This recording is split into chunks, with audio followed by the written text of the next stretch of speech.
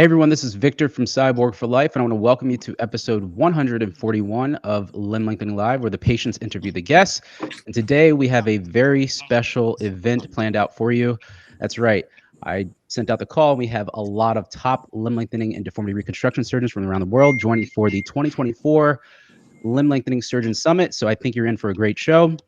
We're still waiting on a few panelists here, but while we are waiting, we're going to go ahead and introduce the ones that are here. So I am in the top left on your screen, but right next to me this way, we're going to go ahead and introduce. We have Dr. Franz Birkholtz from Stellenbosch, South Africa. It's very late for him over there. It's like 1 a.m., so he is being flexible with his time for you guys. Next up, we have Dr. Michael Assayag from the International Center for Limb Lengthening at Sinai Hospital. He represents Height RX in Baltimore, Maryland. What's up, Dr. A? Next up, we have in the bottom down here underneath me, we have Dr. Marie Gdalevitch from the Canadian Limb Lengthening Center in Montreal, Canada. Right next to her, we have Dr. Taylor Reif from the Hospital for Special Surgery in New York, part of the Limb Lengthening Complex Reconstruction Service. And finally, in the bottom right, we have Dr. Janet Conway. I call her the Queen of Limb Lengthening because she is my surgeon. She helped me. So she also is hailing in from the International Center for Limb Lengthening in Baltimore, Maryland. So so welcome you all. Thank you all for joining today. This is going to be a very special panel. We have a lot of patients watching right now, and I'm sure more are going to be joining. So I put together a little presentation of slides today, and I'm going to go ahead and bring it up. So we have a lot of submitted questions, but let's see. Slides. All right, so everybody watching, this is the 2024 Limb Lengthening Surgeon Summit. It's insights and inspiration. Like I said, we have a few other surgeon panelists that will be joining in a few minutes, hopefully. But we're gonna go ahead and get started.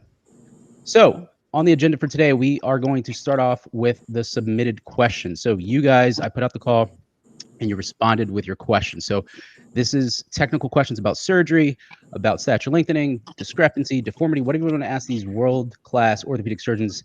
You have sent in your questions, so they will get priority answers. Then after that, we're going to do 3 patient case studies that I have. So we're going to go ahead and get the surgeon's perspective and their thought about their surgical approaches for each of those cases. Then after that, we're going to do something fun. It's called a surgeon spotlight, where each of these surgeons are going to be able to kind of go through a rapid fire round of questions that I put together. It's kind of fun. Let you guys get to know who these amazing physicians are. And then finally, we're going to do a live Q&A where you guys in the chat can ask your questions live and get them answered on the spot in real time. So I think it's going to be really fun. So we're going to go ahead and get started. Let's see here. All righty, so we're getting right into it. We're going to start off with a submitted question. So I'm going to read the question, and then just to be fair, I'm going to just rotate through the panel. I'm going to address each question in order to each surgeon and underneath me, and then they'll just answer it to the best of their knowledge, and then we'll just move on to the next one. So first up is from a patient who said that they had tibial lengthening surgery done 2 years ago, and they're now considering femur lengthening surgery using the Precice 2 nail. Can the tibial nail be removed during the same surgery for femur lengthening? Dr. Birkholtz, let's start with you. Yeah, thanks. Good question and quite a common one. Technically, yes, it can be removed during the same surgery. It does make the surgery slightly longer, and it does make my day a bit more complicated. But in principle, yeah, it can be removed during the same surgery. Okay, great. The next question is, what causes ballerina foot during lengthening, and what steps can patients take to prevent it? Dr. Assayag. So ballerina foot, you'll hear me call it equinus contracture during our appointments. There's a few things that can be done, right? First, during surgery, especially when considering a longer lengthening, 3, 4, 5 centimeters, doing isolated gastrocnemius recession, which is basically opening the envelope of one of the muscles of the calves, can help prevent that. It can be done prophylactically or reactively. Number 2, during lengthening, careful, thorough stretching on a daily basis, do good physical therapy, but also bracing, using AFOs during the day or at night or at rest. Either AFOs or bivalve casts can really help decrease the risk of ballerina foot. I think that's pretty much what can be done. Awesome. Very cool. All right. Next up, we have in a femur patient with a precise two nail, the second size, 5.7 millimeter nail, at 165 pounds, do push-ups during the lengthening phase. Stay on a bed or on a massage table, or is that not safe until consolidation? Dr. G? Yeah, I mean, I'm a big proponent of keeping them active, but this would be a no for me because just how do you get into that position? The nail's a bit sensitive to rotatory forces. I think that this is. I have patients doing pull-ups and stuff like that because I think that's an easier position to get into. Patients can, if somebody's training with them, can bring them weights, do upper body work, but getting into a push-up position might be a bit tricky if you might be putting yourself at risk. Gotcha. All right, moving right along here. With which anesthesia method is preferred for limb lengthening?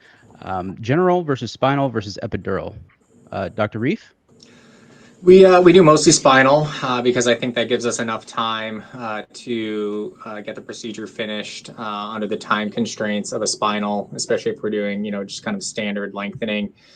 We will use epidurals at time, depending at if we're doing multiple procedures that we think is going to require a bit longer so that they can redose that during the anesthesia.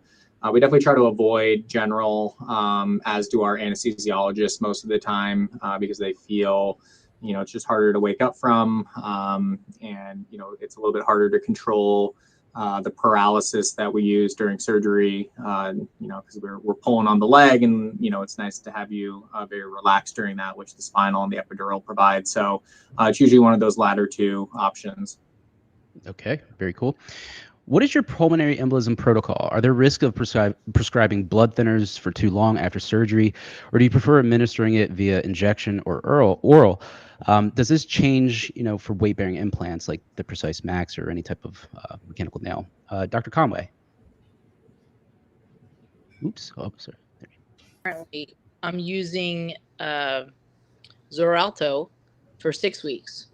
Now, some patients, it can be kind of expensive, and so sometimes I'll switch them to Lovenox injection, but I usually like to use something for 6 weeks because they've just had, bilateral femoral surgery, bilateral tibial surgery, and, they're really not ambulating very well. And so I definitely want them on something a little more aggressive than just aspirin. But back when we did have, accessibility to full weight-bearing nails, I was a lot more comfortable just prescribing 325 aspirin just because they were a lot more active. But I do think, the Xarelto is my first choice because it's a lot easier for patients than the injection. But I am very cost conscious, and so want to be aware of that for patients as well. Very cool. All right. If blood clots are detected, is it safe to continue lengthening? Does lengthening further increase the risk of a pulmonary embolism since the bone isn't fully healed and consolidated? Dr. Birkholtz.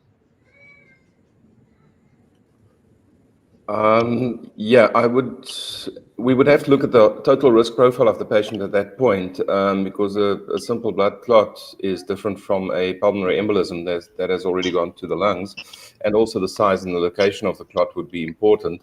But I would be hesitant to continue lengthening in the presence of a big clot. It's always safety first before anything else. I don't think the fact that the bone is healed or not healed has any significance, to be honest. I think it has to do with the big surgery and the pro-inflammatory cascade on the one hand, and then the limited mobilization on the other hand, as we've heard. Very cool. Victor. Yes. I think this is such an important topic. Is it possible for us to interject very politely? Absolutely, doctor. I should have mentioned that at the beginning. So I should pause a little bit after each question, and then if other surgeons want to comment and give their perspective, absolutely. So Dr. A. Right. It's interesting because I was chatting with Shahab Mahboubian about that, and Dr. Paley at, I believe it was the last LLRS meeting. And we both were talking that we had a lot of blood clots, of DVTs that were occurring beyond that 4 to 6 weeks period of initial blood thinning prophylaxis, right? So I started giving blood thinners for the whole lengthening period. I think there's something to be said, and it's purely theoretical, about the stretching of the intimal layer of the vessels that may be more prone to creating DVTs and blood clots. On the contrary, I'm not weary. I just keep lengthening. I just treat therapeutically for 3 months, then reassess. but I think there's something to be said about treating for longer. It's not risk-free, obviously, so there's risks and benefits for both, but that would be my protocol. Very cool. Wow, that's interesting. I haven't even heard that. That's amazing. Real quick, I want to introduce a panelist who just joined. He is no stranger to any of you. He's one of the greatest limb lengthening surgeons, Dr. Robert Rozbruch from the HSS in New York. Hey, Dr. Rozbruch, how are you? Hi. Hello, everybody. Hi, Victor. What a great crowd. And I'm flattered and thrilled to be part of this symposium. Awesome. Thank you for joining. So what we're doing right now, Dr. Rozbruch, is these were some questions that were submitted by prospective patients, and we're going to do this section first. So I'll kind of weave you right into the crowd here. So, alrighty. So we're going to move on to the next set of questions. And I'll pitch this to you, Dr. Rozbruch. In your experience, does limb lengthening effectively address height dysphoria? If so, why do some patients choose to undergo a second procedure? Yeah, great question. Actually, Michael and I wrote a paper on this, and where we really looked at, to answer this question in a scientific fashion. Anecdotally, having done this for many years now, I would say that it is a very, very effective operation for height dysphoria if you choose your patients carefully. And I think that's important. So, and that's nothing new about, that's nothing new about this particular surgery. That is something that applies to any surgery that we do in orthopedics and in surgery as well. You have to choose your patients. You have to choose your optimal patient. But so if a patient is a good candidate for this, and that's a whole other, that's a discussion that we can continue to have. Meaning it seems reasonable. They have reasonable expectations. They have a healthy psychological profile. They don't have a body dysmorphic disorder. They're well informed. They have discussions with the physician. Those are quick answers for who I think would be a good candidate for this. Patients do really, really well. They're happy. They end up achieving their goal, and it makes a big difference for them. How much patients want to achieve kind of depends a little bit on who they are and their starting height. So a lot of times a patient might come in and they're 5'5", let's say, and if you can give them 3 inches, 8 centimeters, they're very happy. They feel like they've gone, gone from like the 5th percentile to something like the 45th percentile. And, they feel like they've achieved their goal. On the other hand, there are some patients who start a bit shorter, maybe somebody starts at 5'1" or 5'2", and, they really have as their goal that they'd like to be able to achieve another 6 inches, and then that would require a 2-stage. So I think it's, sometimes you could tell if it's reasonable versus when it's not reasonable. I mean, I think that there are some patients who everybody has a different goal in mind, and so it depends on the individual, and so it requires a discussion. So I think that's it depends on the individual patient. Yep, that's awesome. Really cool. All right. Next up, I want to introduce another panelist who just joined, way from the West Coast, probably warmer over there than it is here, Dr. Shahab Mahboubian. Hey, Dr. M, how are you? Hey, guys. Sorry I'm a little late. Dr. Right. Rozbruch, always great to see you. Hi, Shahab. Good to see you, man. Good to see you. Yeah. So what we're doing, Dr. M, is we're just doing some submitted questions for the patients sent in. So I'm going to go ahead and pitch you a question right now. So the next one in the list here is, what advantages will the PMAX nail or a full weight-bearing implant offer for patients undergoing stature lengthening compared to a non-weight-bearing option? Once they're fully recovered, does it have any type of impact on their long-term recovery? I don't think it has any impact on their long-term recovery. I think it does help them recover a little bit faster just because they are weight-bearing earlier. I've noticed with the with the P2 nails, because they have to be a little bit guarded with their weight bearing status, that they tend to have a lot of muscle atrophy. So once the bone has completely lengthened and there's enough consolidation to support their weight, they end up with a little bit weaker muscles, but it tends to come back pretty quickly once they're up and walking and doing the therapy. I think the best way to prevent the muscle atrophy from happening until we get the P-Max nails out, which at this point, I don't even know if it's going to happen or when it's going to happen. There seems to be a lot of problems with them. That's why FDA right now is, resubmitting it and trying to do more tests on them. So I don't really trust them right now at this point, until there's been more studies done on the P-Max nail. But I think the P2 nail has been shown time and time and again that it works great. It has great results and it's very predictable. And patients do very well in the long term. Very cool. All right. All righty. Moving right along here. If a patient has no time constraints, would slowing down the distraction rate during lengthening improve recovery by mimicking the natural growth rates seen in adolescence?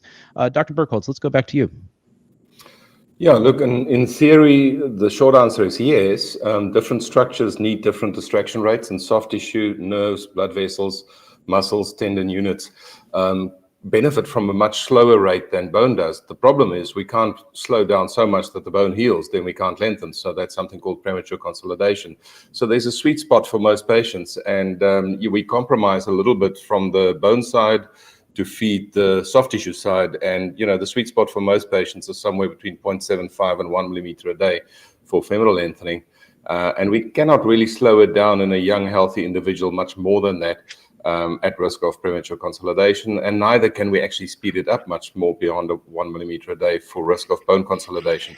So it's a complex interplay in a patient's body. And suffice it to say, this has been done over and over again. The sweet spot is there, and we cannot really change that fundamentally unless we start getting into other technologies to facilitate muscle and nerve growth. But Franz, I think I agree with you 100%, and I want to just I think that's a really important question. It's important that patients don't think sometimes they have this attitude that if we go less than a millimeter a day, that it's just going to elongate the treatment time. And the truth is, it's slowing down, going a little slower, as long as you don't go too slow, exactly like what you said, is really one of the best strategies in lengthening. Trying to get them going a little slower, because while you might finish the distraction phase 10 days later, you're going to actually speed up the time to healing and the time at which point they're going to become more functional, full weight bearing, etc. So it really underscores why in this field we all are seeing our patients regularly. You can't do limb lengthening, just do an operation, tell somebody to go home for 2 months and then send an x-ray. I mean, that doesn't work. You really have to be checking x-rays and examining the patient and looking at all of these things on a regular basis, every 2 to 3 weeks, I would say. And, you're looking at, are they getting tight? That would be a reason to maybe slow down. Are they getting any nerve symptoms? That would be a reason to slow down. Is the bone filling in a little slowly? That would be a reason to slow down. It's an opportunity, honestly. Now, if you're doing this on a 17, 18-year-old who is making really, really good bone, then like you said, you can't slow down too much, and you really do have to keep them going at a millimeter a day. But I would say in the adult patient that is over 22, 23 years old, it's very rare that I am lengthening at a millimeter a day, and even in the femur, very rare. My go-to is I start at 0.8 per day, and I'm oftentimes slowing it down to 0.7 per day, and case by case basis. All right. Very good. Moving right along here. So the next question we have is, how much do genetics influence muscle retention and flexibility during lengthening compared to doing lots of stretching and physical therapy? Dr. Assayag. You know what? I'm a firm believer that anyone who puts in the effort and the time will generate flexibility during lengthening. I'll give you an example. Very personal, very anecdotal. Okay, I was a cheerleader in my youth. Believe it or not, best years of my life, and I was as stiff as a board. And I asked our tumbling coach, do you think I can become flexible? Do you think I can ever touch my feet? He looked at me, said, absolutely not. 2 months later, I was one of the most limbers in our cohort, in our class, in our team. And I had never been able to touch my feet. I had another anecdote. I had a patient 3 centimeters into a femoral lengthening at about the 25-degree flexion contracture of his knees, stiffest patient. He was panicked. I threatened to stop the lengthening due to dangers. He said, what should I do? Stretch 3 hours a day was my answer. Came back 2 weeks later, most limber of any of my patients from that 3.5 centimeter up to 8 centimeters. So I asked him initially, what did you change? He said, you told me to stretch 3 hours a day. I stretch compound about 5 hours within 24 hours. Plus I wear my brace now. So the truth is, Anil Bave, our head of physical therapist, has shown that flexibility is a function of intensity of stretch and duration of stretch, right? So I don't really have the answer if genetics influence. Most likely, right? There's some factors that improve soft tissue and collagen laxity, but I think with time, effort, intensity, all our patients can achieve their goals. Excellent. And bracing, by the way, bracing. So we were talking about stretching and physical therapy, but dynamic bracing provides you a stretch over time that pure stretching and physical therapy cannot achieve. Excellent. Victor, can I say something on Absolutely. this? Yep. I've noticed one of the key elements in having my patients achieve really good results is starting off being very limber and very flexible. So, there are patients of mine that come in for a consultation and they're like, okay, well, I'm ready. I want to do the surgery next week or your earliest availability.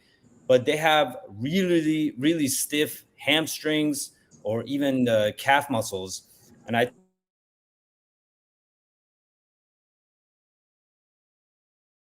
that you can control is not only nutrition and being healthy, but also your flexibility. So if there's genetics involved and you're already tight to begin with, I always tell them, take a couple of months, 2-3 months, and just work on your flexibility. Because as you know, when you stretch, everything tends to get tight. So if you're able to start off really flexible, you're going to have a much easier time during the lengthening phase as well as the recovery phase. Absolutely. And here's Michael, I have a question for you, Michael. Yes, sir. You said dynamic bracing. My experience has been that it's pretty unusual that the knee gets too tight. I find most adult patients who undergo stature lengthening, which really are these are the big lengthenings.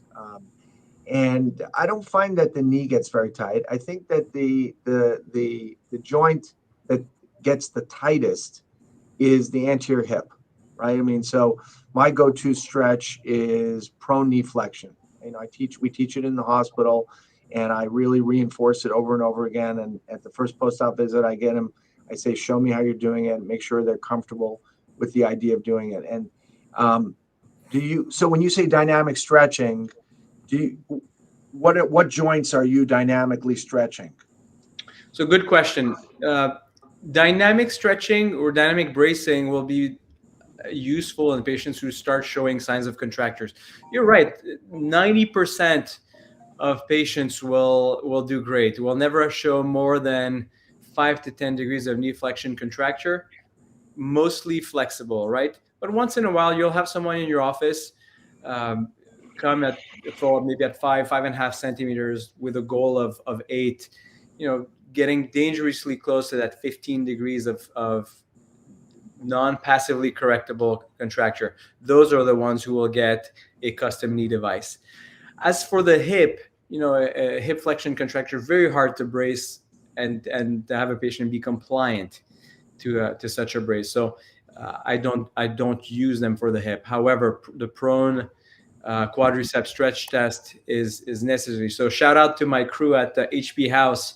They'll smile as I say that. I know they're all watching, but I ask them all if they're laying on their belly every day, stretching their knees, stretching their quads, squeezing their glutes. And if they don't, I show them how to do it. I show them how to actually push against resistance to have that dynamic contraction, relaxation, stretch. So I use the same method as you, obviously, because you were my mentor, Rob. But I think for those patients with a dangerously progressing knee flexion contracture, those are the ones who get custom knee bracing and custom ankle bracing for those doing tibial lengthening, really. All right. Very good. All right. Joining in here, two other guests just joined. We have, he's still getting his camera ready, Dr. Craig Robbins for the Paleo Institute. He'll be in a second. And then we have Moshe Roth from, he's all over. He helps patients virtually with their physical therapy. And I think this is a really great question for him as well, but we'll have him answer some other physical therapy questions as well. So, all right. So moving right along here. The next question we have is, have you ever encountered a case where a patient's surgical wounds reopened months after initially healing? What could cause this? Dr. Robbins, let's pitch this to you. No, we a couple of times, I don't know, every few months we'll get someone who will get a superficial, like where a vicryl stitch very superficially opens up a couple millimeters. Very rarely is infected, very rarely needs antibiotics. And after a week or so, that completely closes. I have not had a cosmetic stature lengthening patient have a wound dehiscence. In my old days of treating a lot of diabetics, I remember it being diabetics, obesity, post-traumatic, malnourished, things like that, polytrauma patients perhaps, but not a cosmetic stature patient that I can think of. Gotcha. All right. The next question we have is, what are your thoughts on the Albizia-based mechanical nails currently used by some European surgeons? How do they compare with other lengthening nail options? Dr. G, let's get your take on this. This is like the ISKD, the old ISKD style nails where it was like a ratchet mechanism. Is that what you're talking about? More so like, I'll just say the name, Bet's bone. Yes, yes, Marie, that's exactly it. Okay, yeah. Yeah, I mean, I think we have a very reliable nail on the market right now, and maybe there will be other nails that have the same sort of reliability. But I think the problem we used to have with those nails is either the train would leave the station too soon, you would turn around in bed at night and you would get a centimeter, or that they just wouldn't be able to ratchet, or it was very painful to do. So I think we have better techniques now. I think that was the whole point of the current nail that we have, and maybe some of the other nails, including the fit bone, are more reliable in terms of how they're lengthening.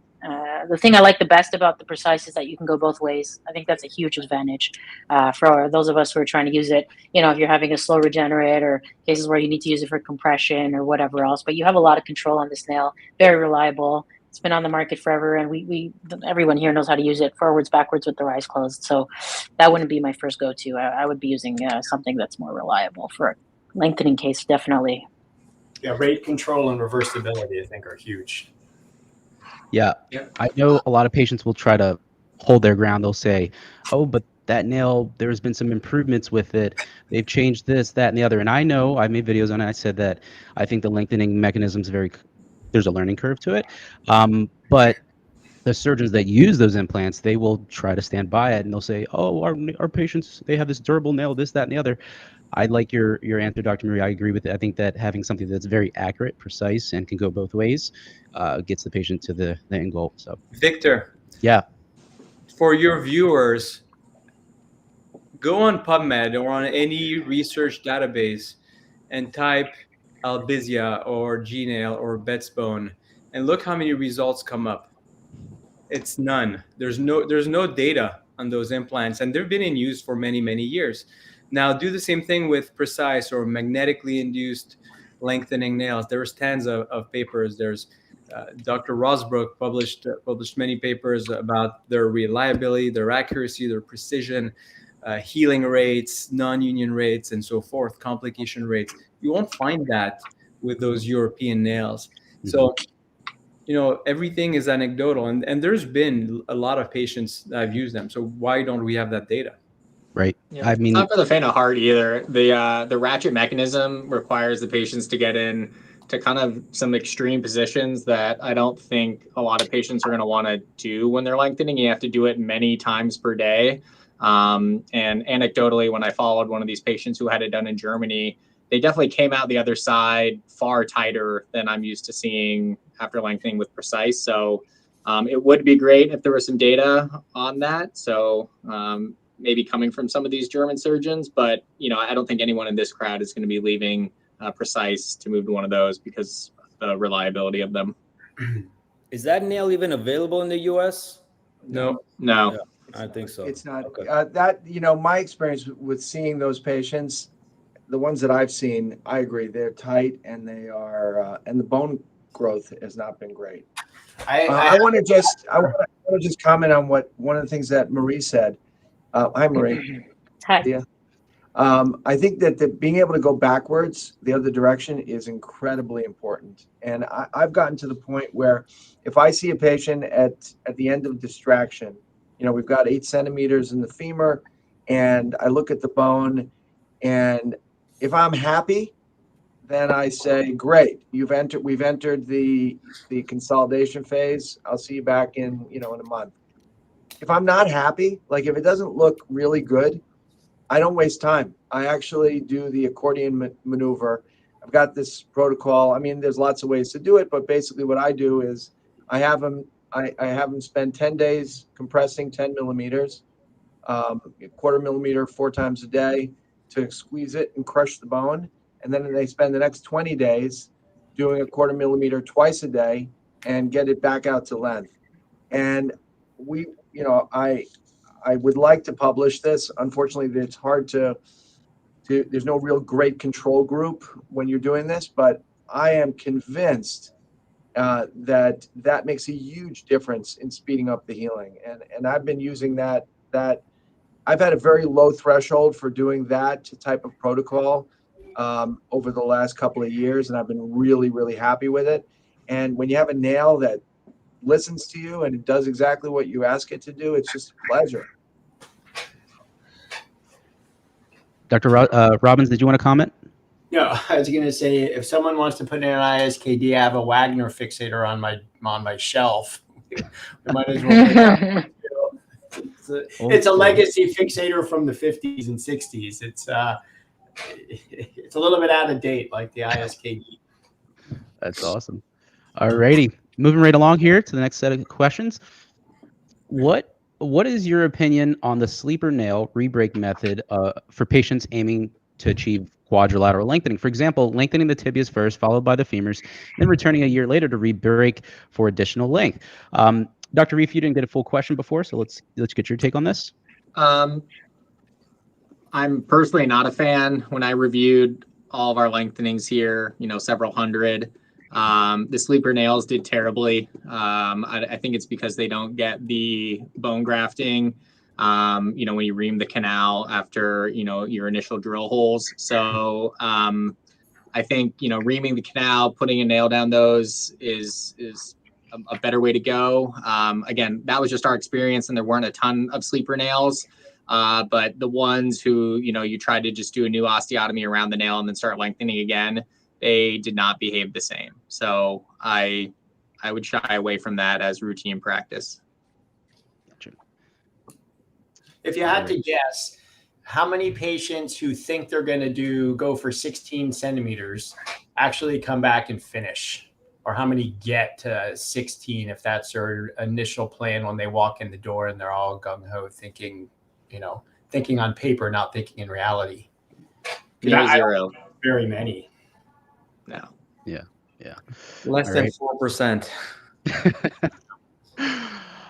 Alrighty. Next question is. I was going to just say the rebreak is quite challenging to do around a nail. It's not the easiest thing to do. I have done this in cases where I had to do a compression of a non-union or something else, and the patient had a limb length discrepancy, and we got the non-union to heal with the compression, and then I had to re-break around the nail to get the length. And honestly, it's a lot of fun. It's not that easy to do. So Sometimes faster. it might be easier to take out the nail, do the break, and put the nail back in. Yeah, it is faster, especially because most of these patients are thin. The stature community is much different than trauma, where it may be more challenging to get a nail out for a rebreak. But it can definitely be faster to take it out, rebreak, and put it back. I mean, get into issues with sterility and the nail and all that, but just from a technical point of view, yeah, I agree with you. All right. The next question is, what are your views on using Botox to help reduce muscle tension during lengthening? Again, all these questions were submitted by patients, so this is not me saying any of this. This is just them. So Dr. Conway. Oh, she's muted. Hold on, Dr. Conway. I just need to find your, here we go. There you go. Start again. Oh, thanks. So I think this is a really good question because, Botox is pretty expensive and it does really jack up the cost of the lengthening. And it's sort of an interesting situation because when I was doing contracture at work, I used to use Botox all the time for like posterior, muscles when I was doing knee contractures. And then the insurance company stopped paying for it. And so then, either patients had to pay for it themselves or I just didn't do it. So what happened was when I was doing knee contractures, I just stopped using the Botox. And honestly, I can't tell the difference. My patients still get really good results, whether I use Botox, my first contracture management cases versus my subsequent contracture management cases without it. And so, I really don't think it makes a big difference, to tell you the truth. And so, I don't know, maybe that's me, that's my opinion, but I don't think it's worth the money personally. So that's where I am. And I'm sure other people will weigh in on this. I'd love to have Marie's opinion on it because she has the luxury to have a plastic surgeon across with so my Botox is really cheap because I have a plastic surgeon sister who uses a shit ton of Botox. So the Botox, we get it in like massive quantities. So we get amazing prices on Botox. So I use Botox for all my patients. I don't know if it makes a difference in terms of, your end result. You could probably get there without it. I think it makes a difference for pain during lengthening. I think it makes a huge difference, actually. Like I use it on all the patients, and yeah, my impression. There's a study that came out from Montreal on Botox. When I came back, I started a PhD on Botox and lengthenings. I lengthened little mice legs, like hundreds of them, and was using Botox to see if there was an effect on bone healing, because there could have been because of the disuse. Anyways, but my impression, and there's a few published papers on Botox and lengthening for pain. And I think it does make a difference for how much pain they feel during lengthening. So can when we did limb lengthening with external fixators, patients had a lot of pain.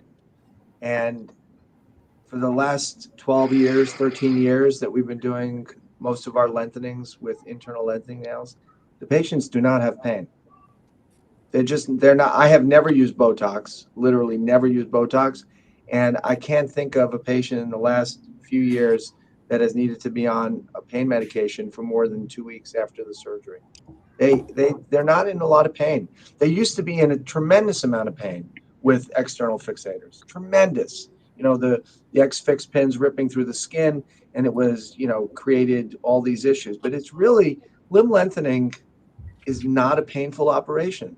The post-op is not that painful. It really isn't. As long as you go, the appropriate rate. That's been my experience. Comes in waves, but so your mileage may vary. Some patients do feel the pain. Some patients do on one foot. It varies. Listen, I don't know what the cost of Botox is in the U.S., but I think here, it doesn't change the cost for me very much. It changes it a little bit. And from my perspective, I think it makes a difference for patients, but it would be a great thing to study. Because I think the only way to know is to do a group that does and a group that doesn't, and see what. No, well, you should do the study, Marie. You should use it. But I believe in it, so how can I tell patients, no, you don't get Botox? or even better yet, use it on one leg and not the other. That'll be the best study. That's the best study. Placebo it. Don't tell them which leg. Do Yeah. That's a good study. inject them with One, water. one yes, one no. Creatine studies that are randomized. Alrighty. This next question here, actually, I'm going to pitch it to Moshe, who joined, because it's a great physical therapy question. How effective is pre-surgery stretching, prehab, for improving flexibility and recovery? Is 1 hour of stretching 5 days a week for 2 months before surgery sufficient, or should patients start earlier and do more? Moshe? You might have stepped away. Any surgeon want to take that? Well, this is one of the questions that I addressed a little bit earlier. Again, I think it really depends on how tight they are to start off with. But I think 3 months is usually sufficient to get a permanent stretch that will continue to benefit them during the lengthening process.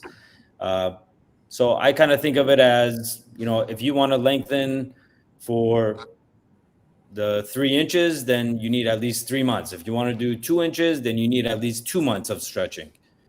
So I think that's fair, but as long as they're doing it on a daily basis, or at least 4 or 5 times a week, I think they're going to get good results when they're already fairly tight to begin with.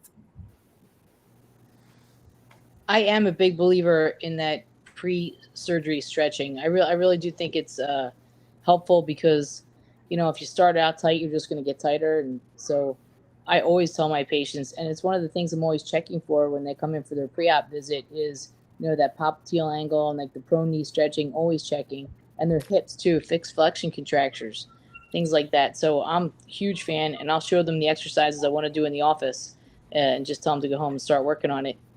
So I remember that very well. You told me about my ankle. You're like, hey, you better go stretch that, or you're not going to do any more calf raises in the gym. So I did.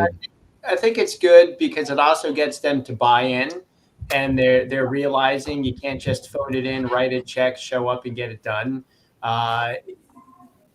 You're buying into it. You're doing something. You're actively getting involved. You're already starting to adjust your life around it before you head to wherever you're going to get it done. So I do like when they're stretching before. Very cool. All right, we have, I think, 2 more slides of submitted questions, then we'll move into the next segment.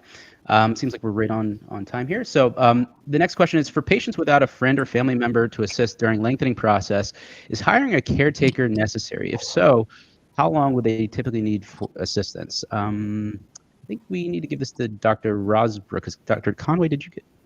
Yes, you did, Botox. So Dr. Rozbruch. I think there's no absolute on this sort of thing. It's really nice for patients to have an assistant, a friend, a spouse, a sibling, a significant other. It's really nice to have that extra person.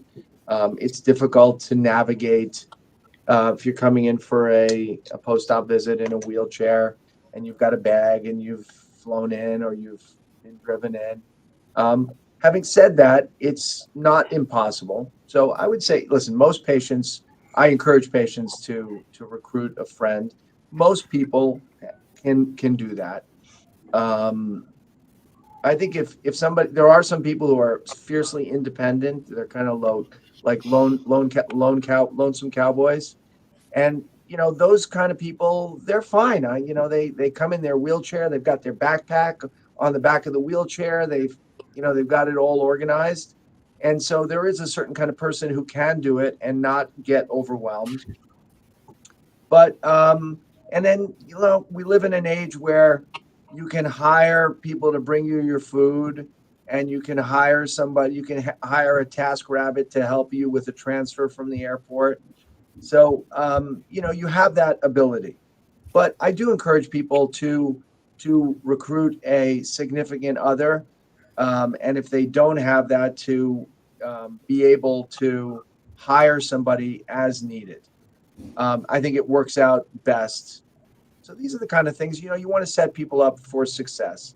But again, having said that, I have had patients who are very, very independent, and some of them have made it work. And I'm always surprised and impressed by that kind of person who can be so independent and make it happen. The beauty of what we do is that we're treating patients. I mean, we have general rules, but at the end of the day, you meet your patient beforehand, you talk to them, you get a sense, you get a feel for whether the person is gonna do well, if they're gonna be successful in this. And you have to trust your instinct at that point about whether or not you think the person is gonna thrive. And if you really, really don't think they're gonna thrive, then don't do it. Then you're not doing anybody a favor in a situation like that. So, and which goes back to one of the earlier questions you asked me, Victor, which is, do patients, does this operation work and are people happy? And the answer is yes, if you choose your patients and if there's a certain amount of preparation, necessary preparation, psychological and logistical preparation that goes into it. Victor, we have Janet and we have a slew of people right now at the HP house. And most of these guys and gals, they're on their own. So obviously they create their own little community. They do have access to caretakers, but you know what? A majority of them don't use them. They buy their little electric scooter that they can go to the hospital cafeteria, they can go to the park, they can go to Mount Washington next door, get a burger. They can go we see them, we call them the scooter crew when we see them in the hospital, a high scooter crew. And they they make do with it. Is it easier, as Dr. Rozbruch said, with a caretaker? I mean, it's undeniable. It's much easier. I think you have an edge, but it's very doable on your own. I agree with you, Michael. I think it's very doable, but I think it's very doable now because of all the things that Rob said, like, Uber Eats and, people have done it before. And so but early back in the day when we first started doing this, like there weren't a lot of things that I always said you have to have a lengthening buddy because there were so many things that patients wound up needing help with, like even getting across the street to go to physical therapy. That was a huge deal.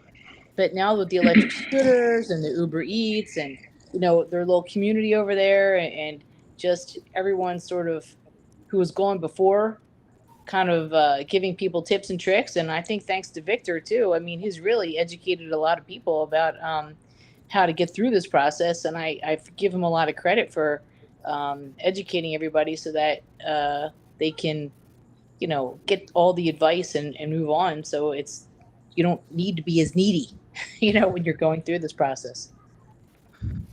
I don't think a lot of people realize that this is a fairly difficult surgery to go through alone and on your own. I know it's possible, but if you're going to do this on your own, there's plenty of help. And for our listeners, I want to make sure that they write this down. There's a website called care.com that I always recommend my patients to check out, and they can get all kinds of different types of care, from nursing, people to come and clean after you, because ordering food and everything is easy. I think everyone can do it, but you need someone to help you get in and out of the shower, or to wash your clothes or clean your plates. If you're staying at an Airbnb, it's kind of difficult to navigate yourself around there without much help. So care.com, very good and helpful website. Very cool. All right. Moving on to a more technical question here. For tibial lengthening using external fixators, do you think the LATN, the lengthening and then nailing method, is safer than the LON, lengthening over nails, in reducing the risk of complications like osteomyelitis? Are there other advantages of LATN over LON? Let's see. We left off on Dr. Rozbruch. So Dr. Mahboubian, do you want to take this? Sure. These are older techniques, in my opinion, that we used to use. I learned these techniques from Dr. Rozbruch. I think he's the one that standardized them. But I think doing the Latin technique has shown better results, just because you have the chance to ream through that new regenerate bone, and it helps with the regenerate to become consolidated much faster. But again, I think it's more of a outdated method now that we have everything that's done internally with the Precice nail. But I think, Rob, you're the more proficient person to answer this question. I don't know if you're still using this technique. Yeah, I mean, one of the things, LATN is a bit of my baby. I started doing that really when LON was sort of the standard, and I think the LATN is an amazing technique in terms of my experience with it in many cases, because I did it as that was my routine stature lengthening from 2000 to 2011. So for a decade, I did all my stature lengthening. First stage was bilateral tibia LATN. Now the disadvantage is that you have to wear an external fixator, and you have to it's an extra surgery. But the advantage was that the union rates were 99 to 100%. I mean, they made great bone, and as Shahab said, when you inserted the nail, they were fantastic. And we really didn't have any cases of osteomyelitis, because the principle of LATN is that you're really not the infix and the exfix are not touching each other, and that's really, it has to be done properly so that there is really no contact between infix and exfix. But we really did not have any cases of osteomyelitis, and we published on this. Now, the thing that you said about it being outdated is very interesting. It is outdated here in the United States for the most part. There are still some instances where I think it has some applicability. But the interesting thing is that worldwide, not every country has access to the internal lengthening nails. And so, these techniques, while they may seem outdated in one country, they actually can be very, very relevant in a developing country, or in a country where patients have to pay, they're paying for the implant.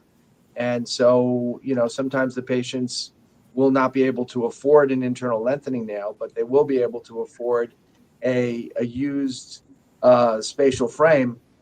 And then so it ends up being more economical. So, one of the things that I've learned in my travels and speaking in different countries is that, what's outdated here in the United States isn't necessarily outdated in other places in the world. All right. Next question is, would you recommend LATN, LON, or using a pure external fixator like the Taylor spatial frame or the hex frame here throughout the entire tibial lengthening process? I think he didn't finish his question, but to prevent, what was his, I guess it's to, I don't know. He doesn't really have a back-end question there, but let's see, Dr. Robbins, can you kind of fill in for that patient that was trying to finish his question? Yeah, well, I think everybody on this panel knows that if I break my tibia, I want a fixator. I don't want a nail. I think everybody knows that. So somebody here, please fix me. Like we all do tibial nails for all the reasons that tibial internal lengthening is more convenient than fixators, but there's still a role for fixators.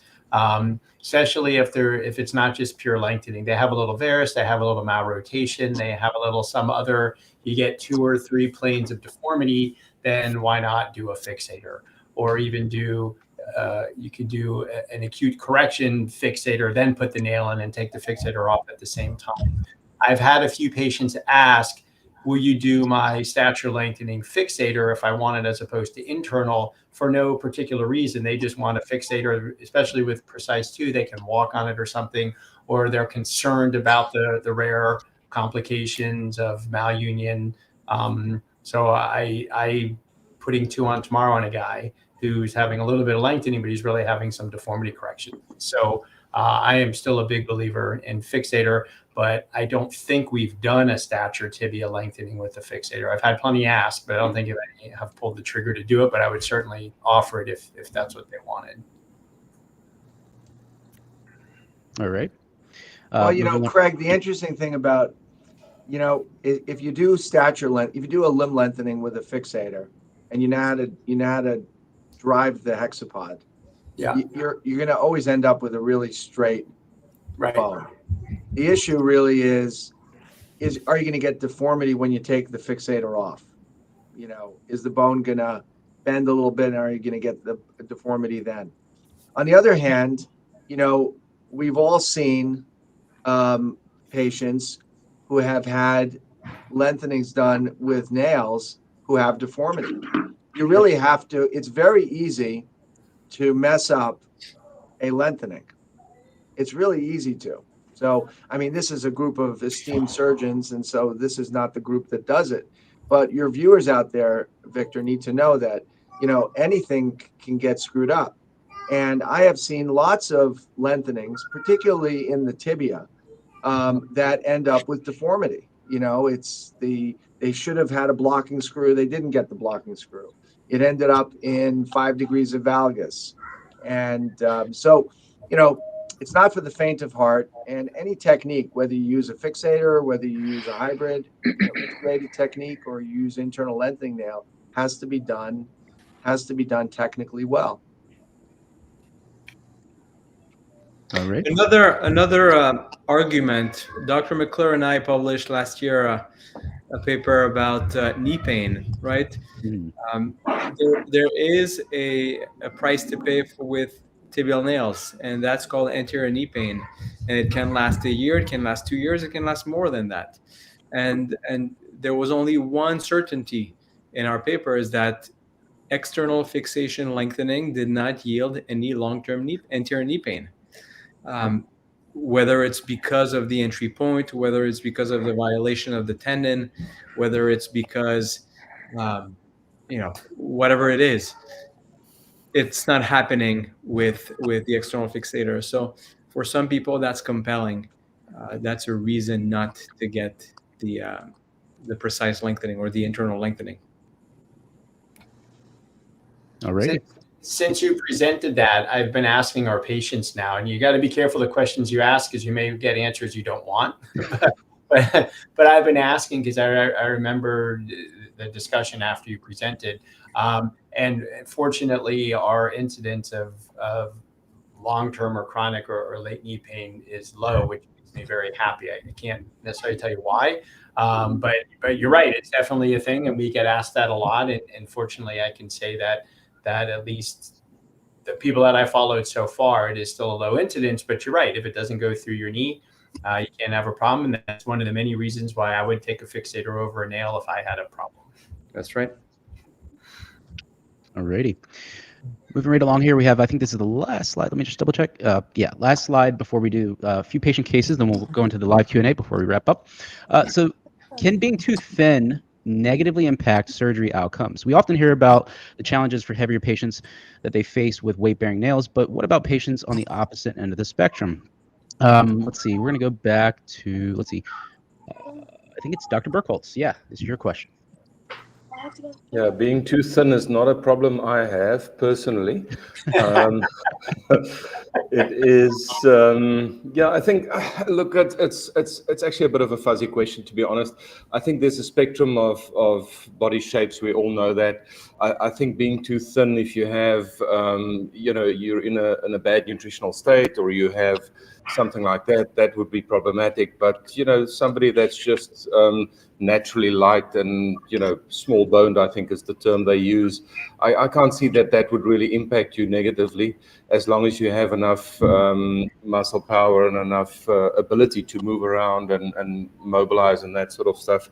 What we don't want to get into is this absolute obsession with weight, you know, with the nails we use, because we see patients that actually go into this whole diet program prior to surgery, and they actually go into almost a catabolic state prior to surgery, because they've got this obsession that they need to reach a very specific target in terms of weight.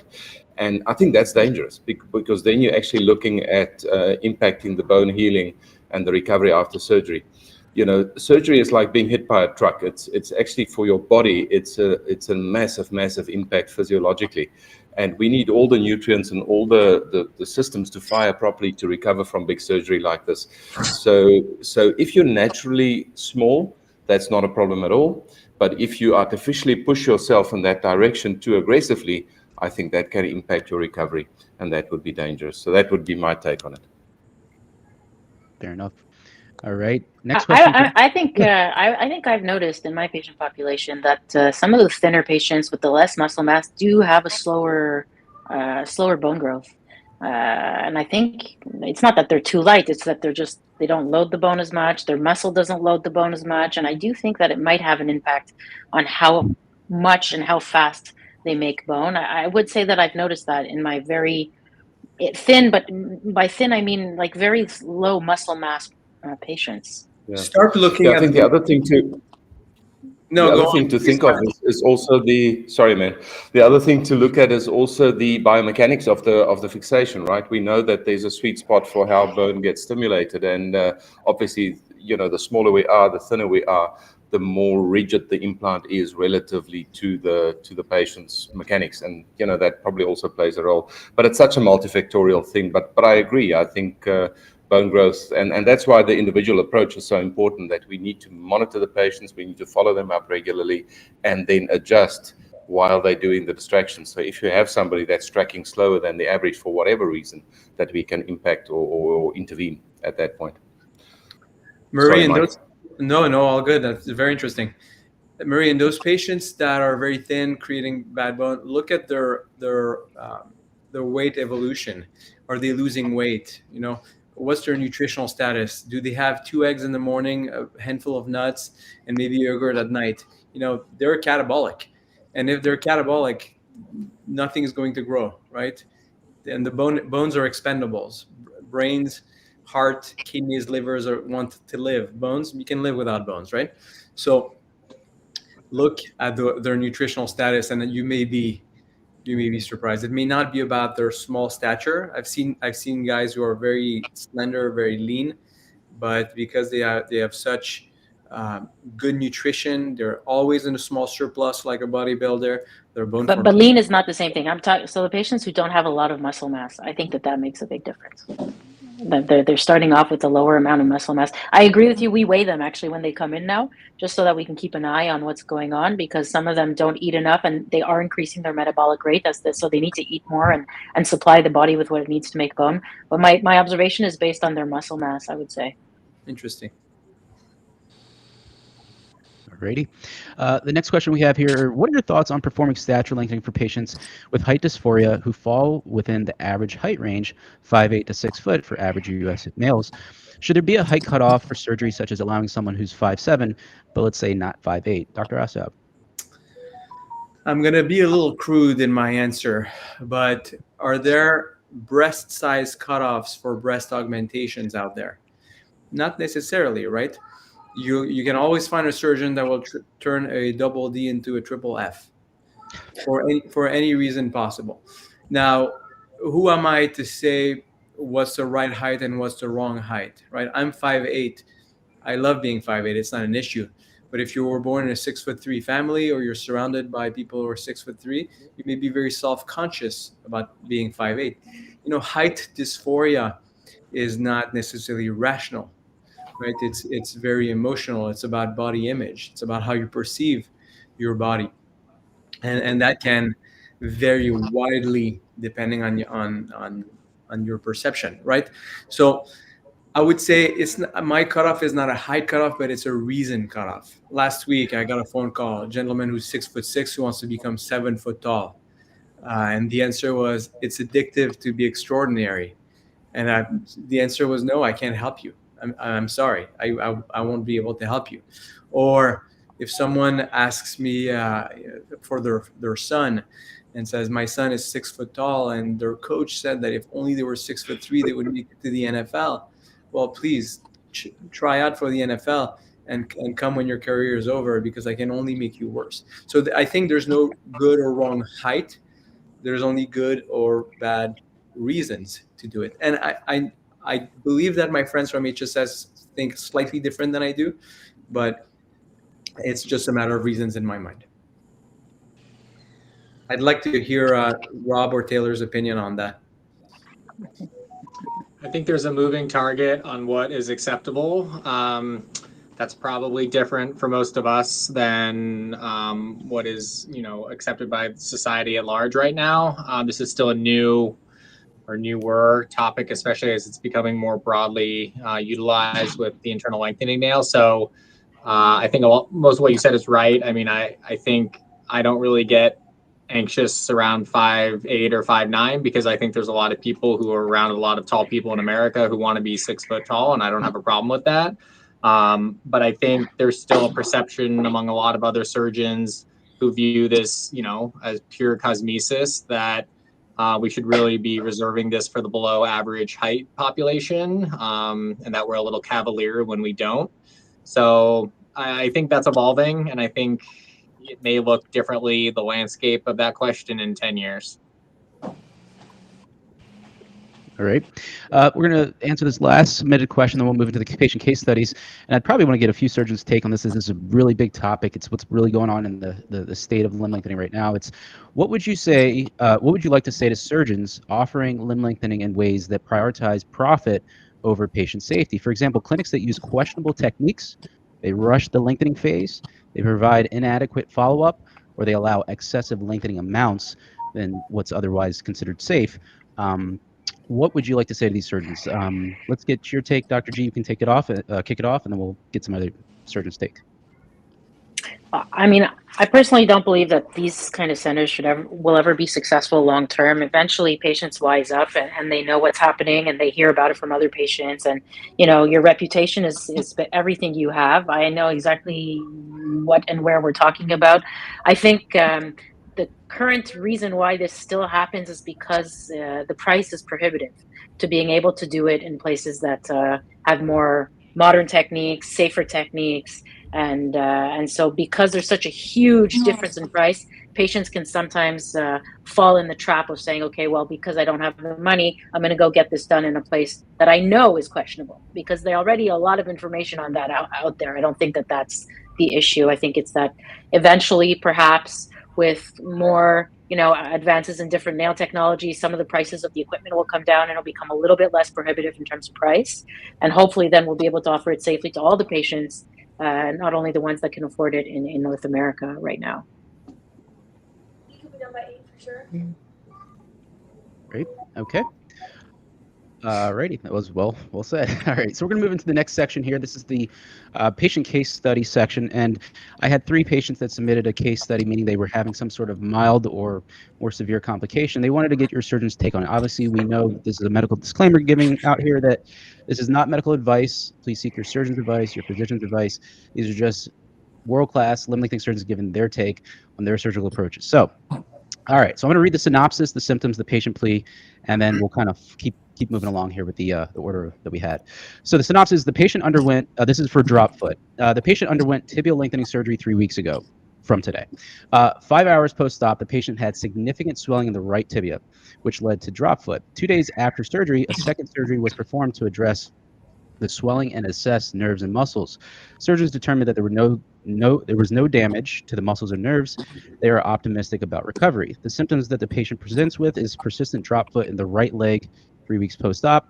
The patient plea is, how long does this typically take for nerves to recover after compartment syndrome, if that's what it was, even if the peroneal nerve was not damaged? So we'll start with that. We'll take each question for each surgeon. So Dr. Reif, if you want to take that first question there. Unfortunately, it can take a long time for nerves to recover. And, if there was damage to the peroneal nerve and it's only been 3 weeks, then there's definitely hope for recovery for this patient, over the next several months. And unfortunately, it can take months. But, I think this person should be patient. If there truly was no damage and the nerve is intact, and it sounds like this was potentially compartment syndrome and they had a fasciotomy promptly, then I would also be optimistic. Are you going to lengthen this patient or call it a day? I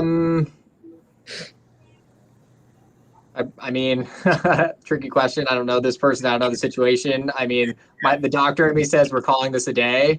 But yeah, I don't know. I think It'd also be, this kind of just raises theoretical. I've had a few patients, especially if we do the peroneal nerve and cut the fibula proximally at the same time, where they wake up and the EHL is sleepy, and that can persist for several weeks. Everything else works. It's not compartment syndrome. It's just a little neuropraxia for the EHL specifically. Thank goodness haven't had a compartment syndrome, and that's very scary.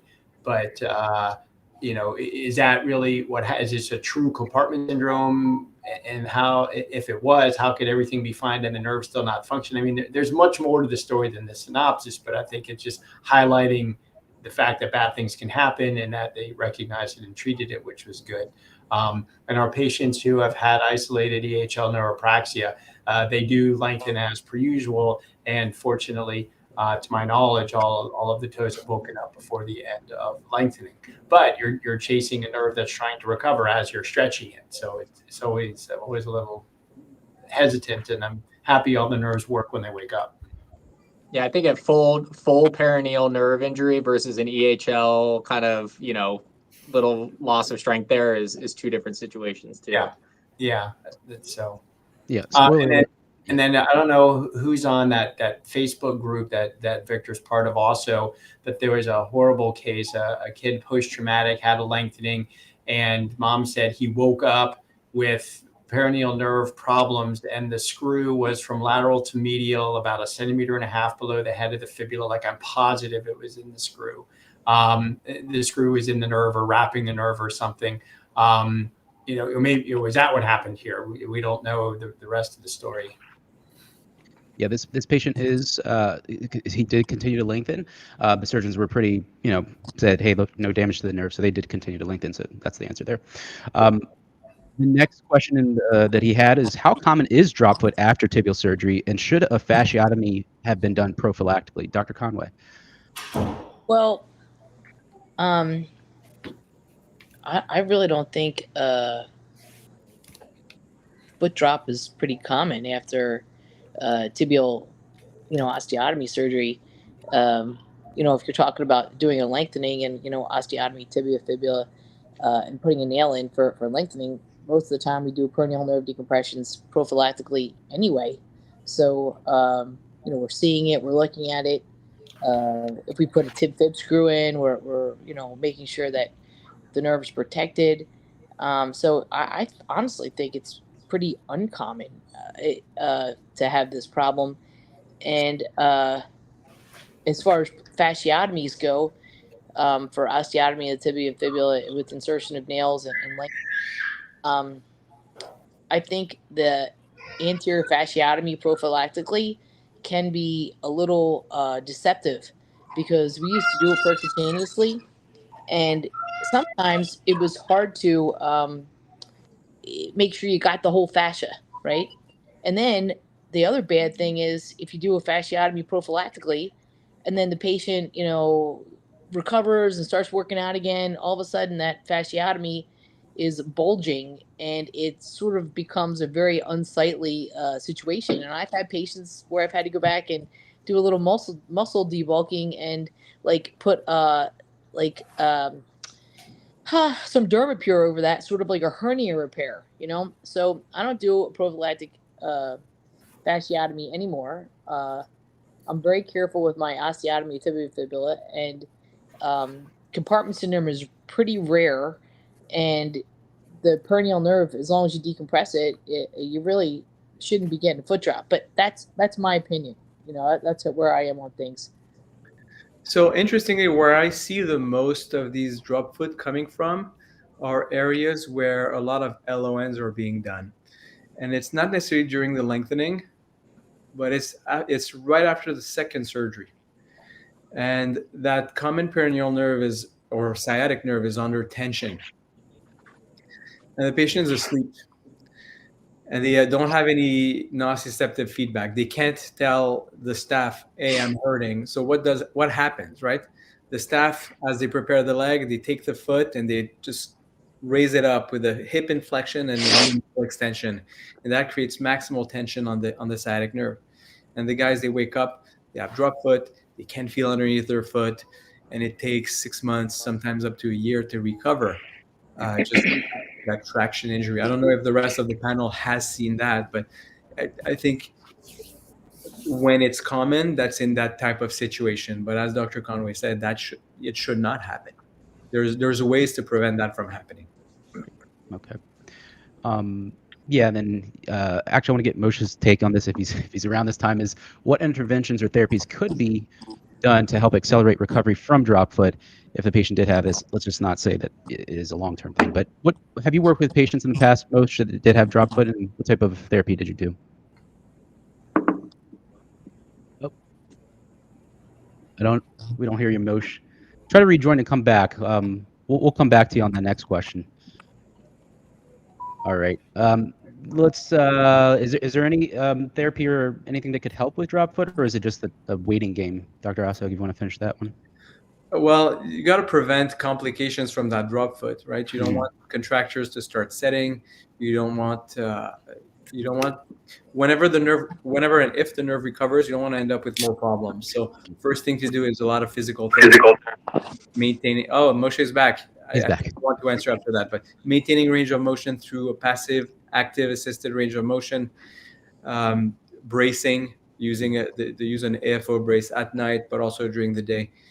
And then really it's a waiting game. And I think the only thing that can help is a common peroneal nerve release if we believe that that's the area of concern, and hoping for the best. And if it doesn't recover, then there's surgical alternatives, but we never want to get there. All right. Do you want to comment, Moshe, or we're going to move on to the next case study? Todd. Is he muted? He's not muted on my end. It looks like he's clear.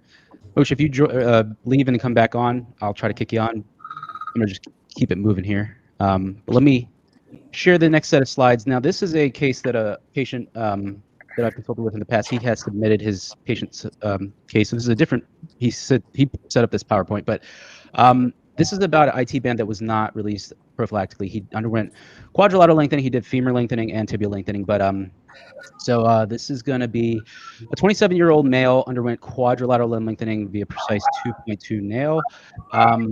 He lengthened 5 centimeters in his femur, 3.5 centimeters in his tibia. He's a lifelong athlete, no injuries, all that stuff. IT bands were not released at the time of surgery. While lengthening, the patient had chronically tight IT bands restricting ability to bring feet together and fully extend the knees. ITBs were surgically released towards the end of lengthening after failing to regain function within months in physio and rehab.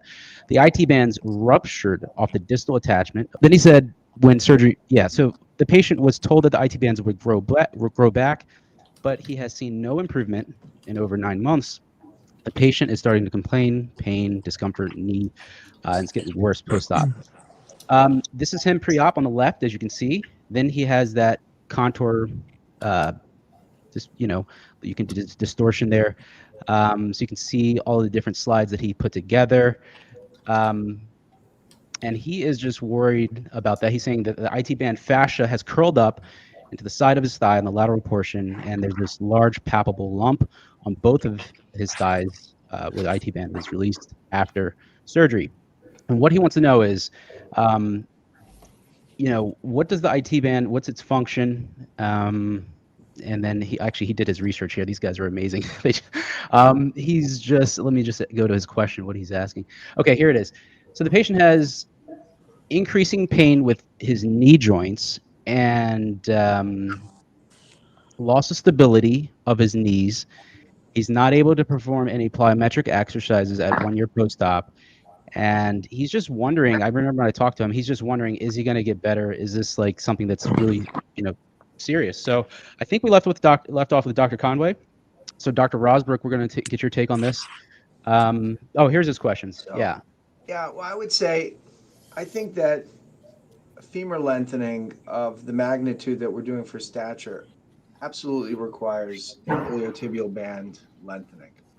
And the way I explain it to people is that the ITB is really, really tight. It's just not going to stretch.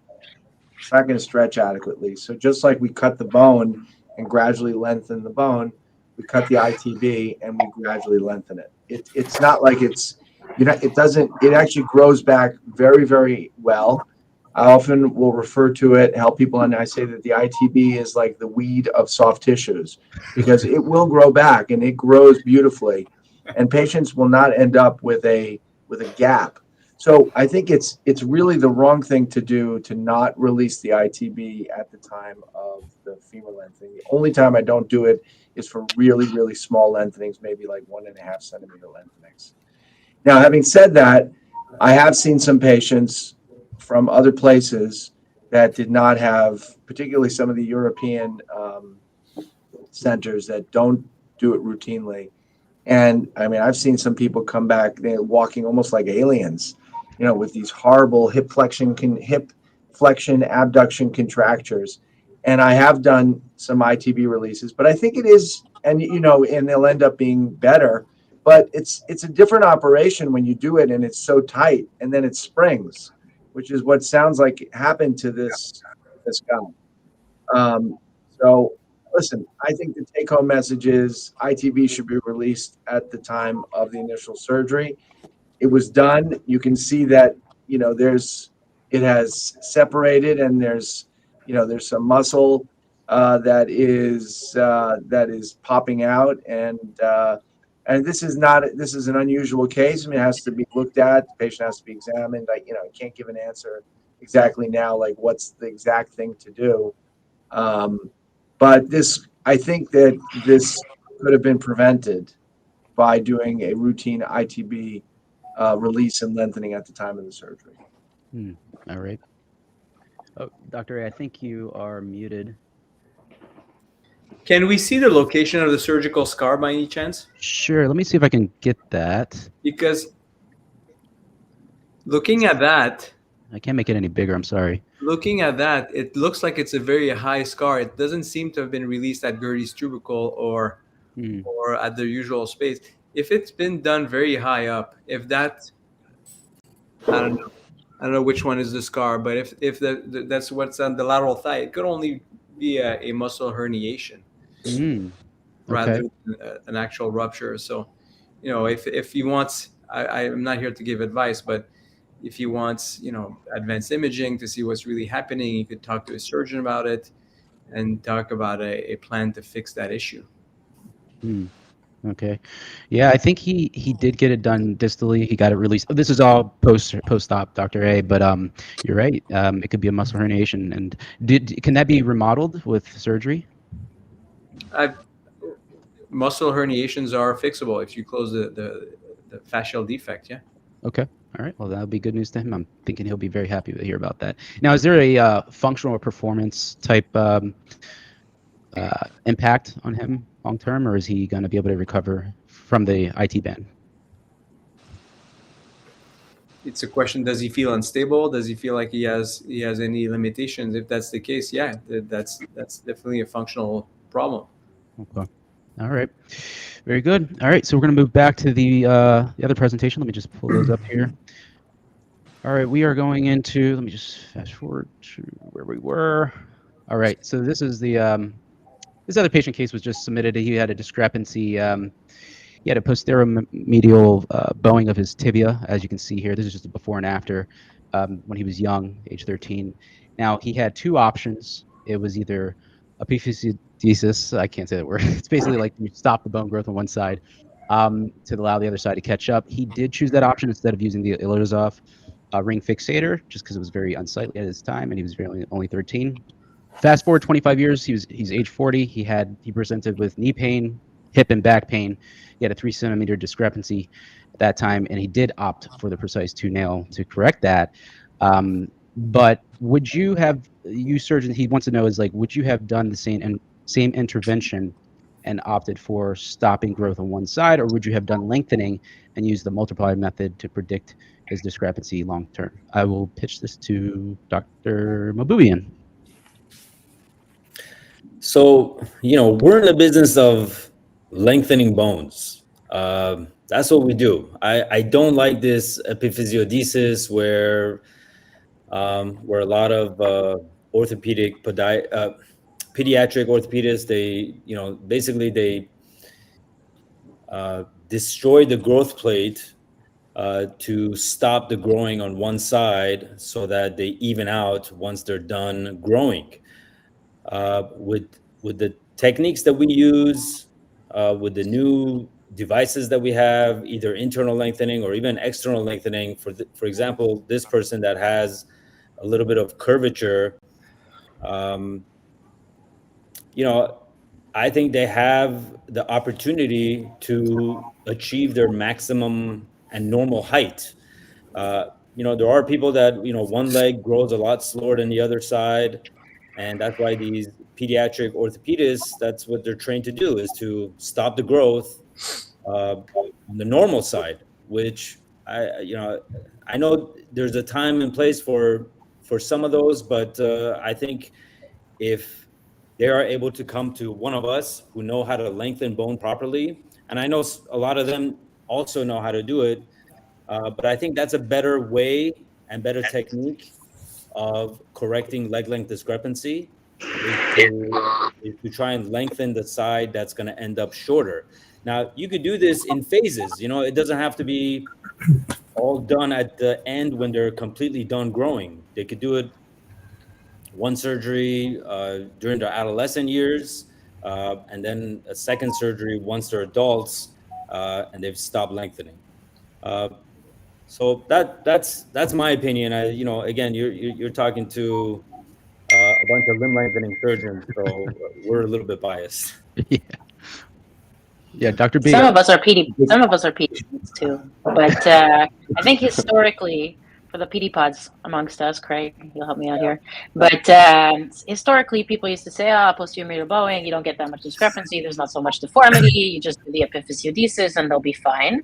And I think we've discovered over time that the discrepancy can be between 4 and 6 centimeters, which is a lot more than people used to say in the pediatric community, and that the deformity actually doesn't correct over time if you just do an epiphysiodesis. So for posterior medial bowing, I tend to agree, but for smaller deformities that are 2-3 centimeters, hypertrophic syndrome or one side, I don't think that you can tell a child that it's easier to do a lengthening than it is to do an epiphysiodesis. And if height is not an issue, then an epiphysiodesis is a very reliable, very good procedure for those cases. But if you're starting with a patient who's going to be a total height of 5 foot or 5'2", or depending on their gender and whatever they're looking for, then I think it's always reasonable. And when we do these consultations, we look at we calculate what their end height is going to be before we give them the options and let them choose what's going to be the best decision for them.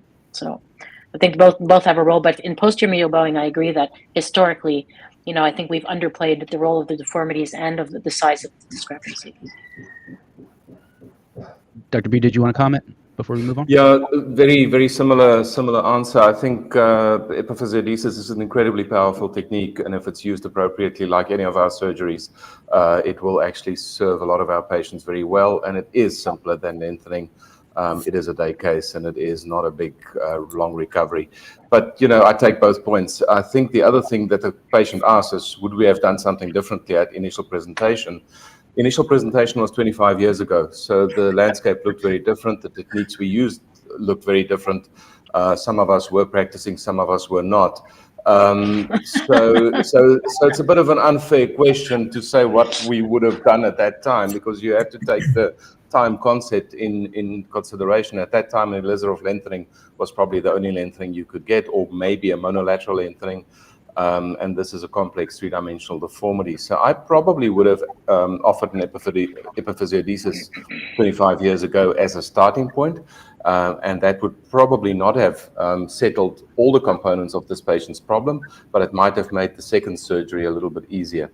Currently, I'm a little bit more concerned with the patient's ankle valgus, and we would have to see how that regenerate forms over time. But there is a little bit of a deformity still there, and the ankle is in a little bit of valgus. But having said that, I think it's a difficult problem to solve. And going back 25 years is, we don't have a time machine, so it's difficult. Well said. Alrighty, we are going to move on here. The next section is the surgeon spotlight section. This is divided into 3 mini sections, and we're going to do the first section as rapid rounds. I pretty much term this as we're going to get to know you surgeons a little bit, just kind of fun. And then we're going to do, while you're talking, after the questions, you can go ahead and invite patients to reach out to you for consultations, what services you offer, and all that. and how they can reach you. And I'll post those links based on what you say within the next day or two when I do the timestamps below the video, and also in the community as well. So, all right, we're going to go ahead and start. I put you guys in no particular order. So we're going to go ahead and start with our first surgeon, which is Dr. Taylor Reif from New York. All right. All righty. So I don't know if after you what we've talked about today. Yeah. The tibia is definitely trickier. Femurs are more straightforward when you lengthen them. How do I unwind? I actually like cooking. I think that's the best way for me to unwind because I get a nice meal at the end and I know exactly what I'm eating, and I get to do it with my wife, so that's all good things. Definitely iPhone. I don't. What is an Android? Like, do people still use those? No, Androids are fine, but I have a solid iPhone user. I prefer football. What should patients know before surgery? You got to stretch. I think we've talked about that a lot. That is the most important part of this, is you have to be a devoted stretching machine if you're going to lengthen. My favorite holiday, I think it's still Christmas. So coming up shortly here. Love the presents. Cyborg, clearly. Great. Good answer. It was a trick question, but if you answered wrongly, I was like, there's an exit button on here, so yeah, kick me out. Reif off, right? Awesome. All right, and then Dr. Reif, how can patients reach out to you? Either they can call my office or they can actually shoot me an email directly if they'd like, reift@hss.edu. And I'm sure you'll give them my office number if they want to go that route. Yep, I'll post it below. All righty, moving right along. Dr. Janet Conway, my surgeon. Dr. Conway, what's your favorite food? That's a tough one. I guess pizza. I like pizza. Pet-based pizza. That's awesome. Running or weights? I love running, but I think I'm better at the weights in the gym. It's so funny, right? Yeah. Mac or PC? I have PC. Cats or dogs? I have 4 dogs at my house right now. I think I have 300 pounds of dogs at my house right now. 2 Newfoundlands and 2 doodle mixes. It's chaos all the time. The longest surgery I've ever done, I think I did a knee arthrodesis. This was back when I just started doing it, and I had an incarcerated femoral nail, and that took a long time to get out, and then I had to progress to do the fusion. And so I think it was probably about 9 hours. That was fun. Favorite travel destination? It's a toss-up between the Jersey Shore and Santa Barbara, Florida. And X-ray or EOS, that's also a tough one. If I have a new patient coming in that has had no previous imaging, I'm going with the EOS. But if I'm doing like joint replacement stuff, or I need to compare apples to apples, and they've had come with previous films, I'm using X-ray. So hope that sums it up. And people can reach me at jconway@lifebridgehealth.org.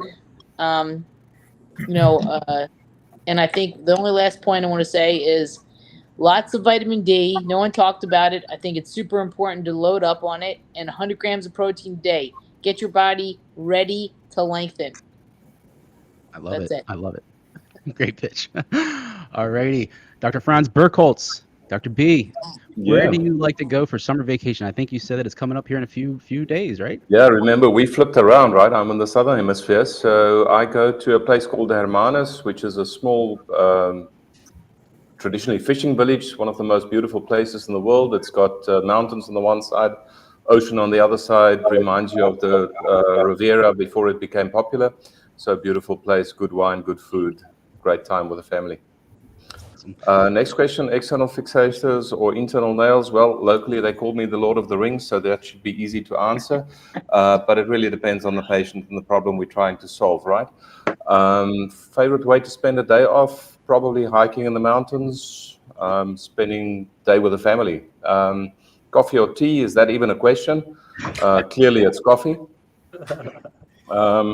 Mistakes patients make during recovery is managing the expectations, aligning up the expectations with reality. I think it's really important for the patients to understand that this is a long process, that recovery takes time, but it also takes effort. It takes commitment from the patient. It's not a done deal that if you do one PT session a day, that you'll get a good outcome. The hard work actually happens in between. and that expectation needs to be lined up to what the reality is. Favorite travel spot goes back to where do I go for summer vacation. So that's typically the same thing, but I love travel. I love traveling all over. I love meeting people, very much like Rob says. In our job, we actually get to travel as part of our job, which is fantastic.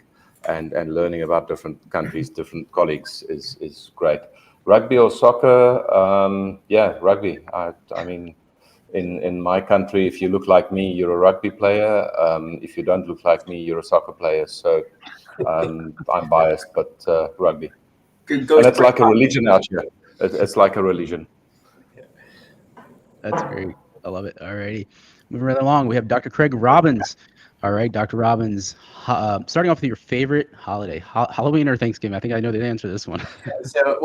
I agree with the chefs. I like to cook, but my wife's favorite holiday is Halloween. Therefore, my favorite holiday is Halloween.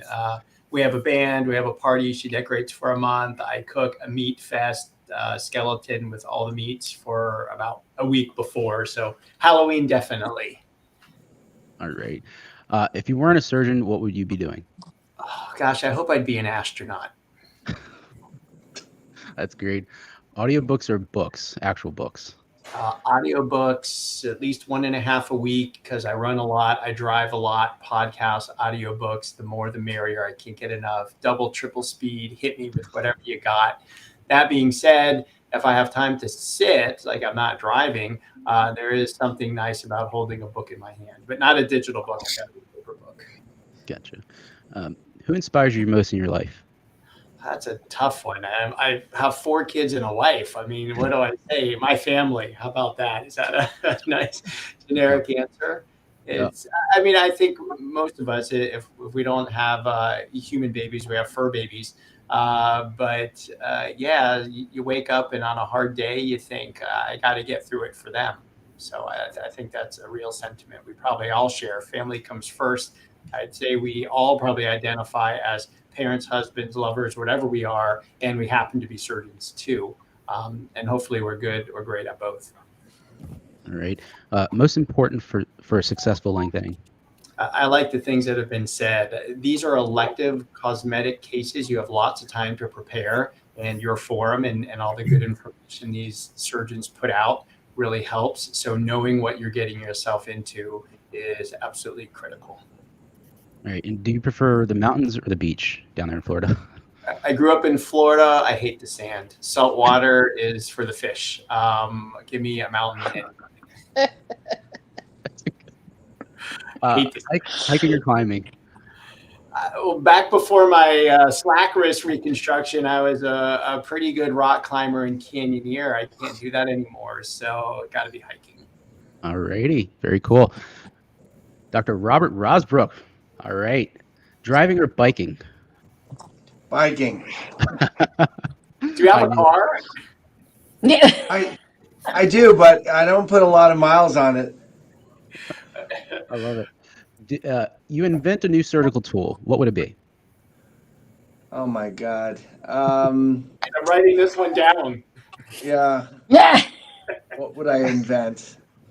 I mean, I think some of the coolest things that we're doing right now are in addition to the wonderful world of lengthening is the other part of cyborg reconstruction, which is the osseointegration limb replacement surgery. So I think that there's a real opportunity there to get very innovative, and I think that we're going to see a lot of advances. So I think we're pushing the envelope with the osseointegration limb replacement surgery, and that's where a lot of the new tools are coming.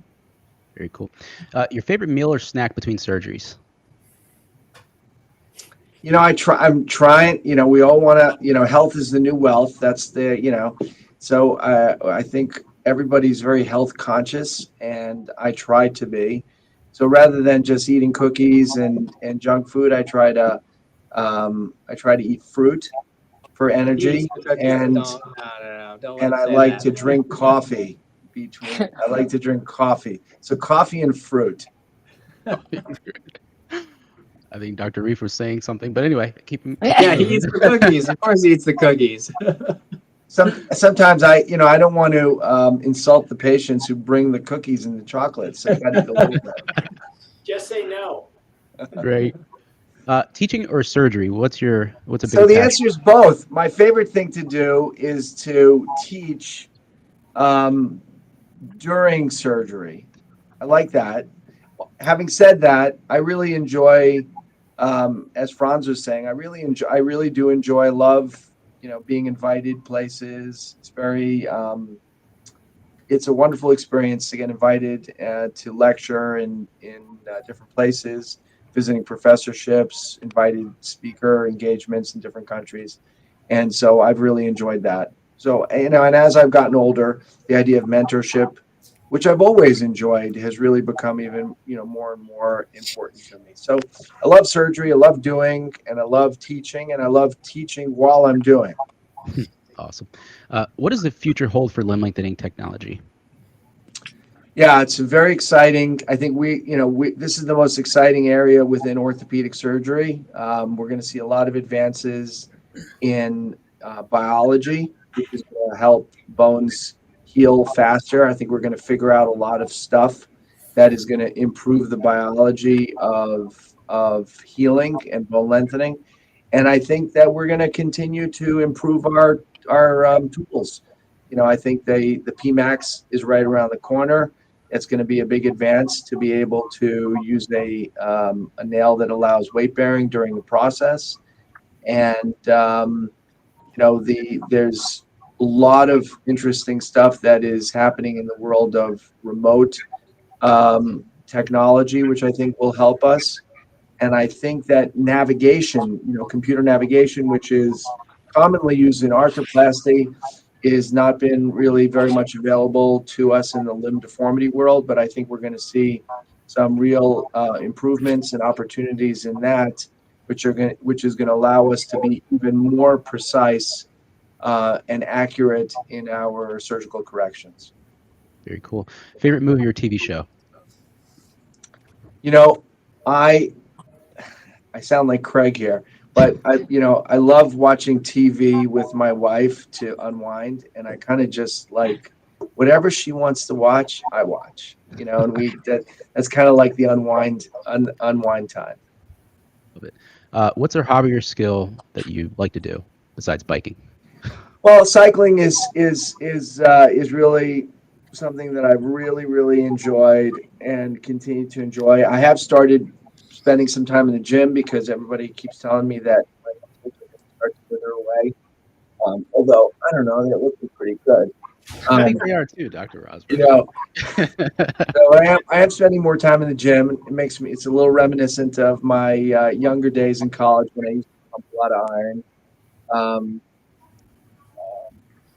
But Great. I love cuddling up with a book. I love reading a good book, something that challenges me, teaches me something, helps me learn more about myself and human behavior.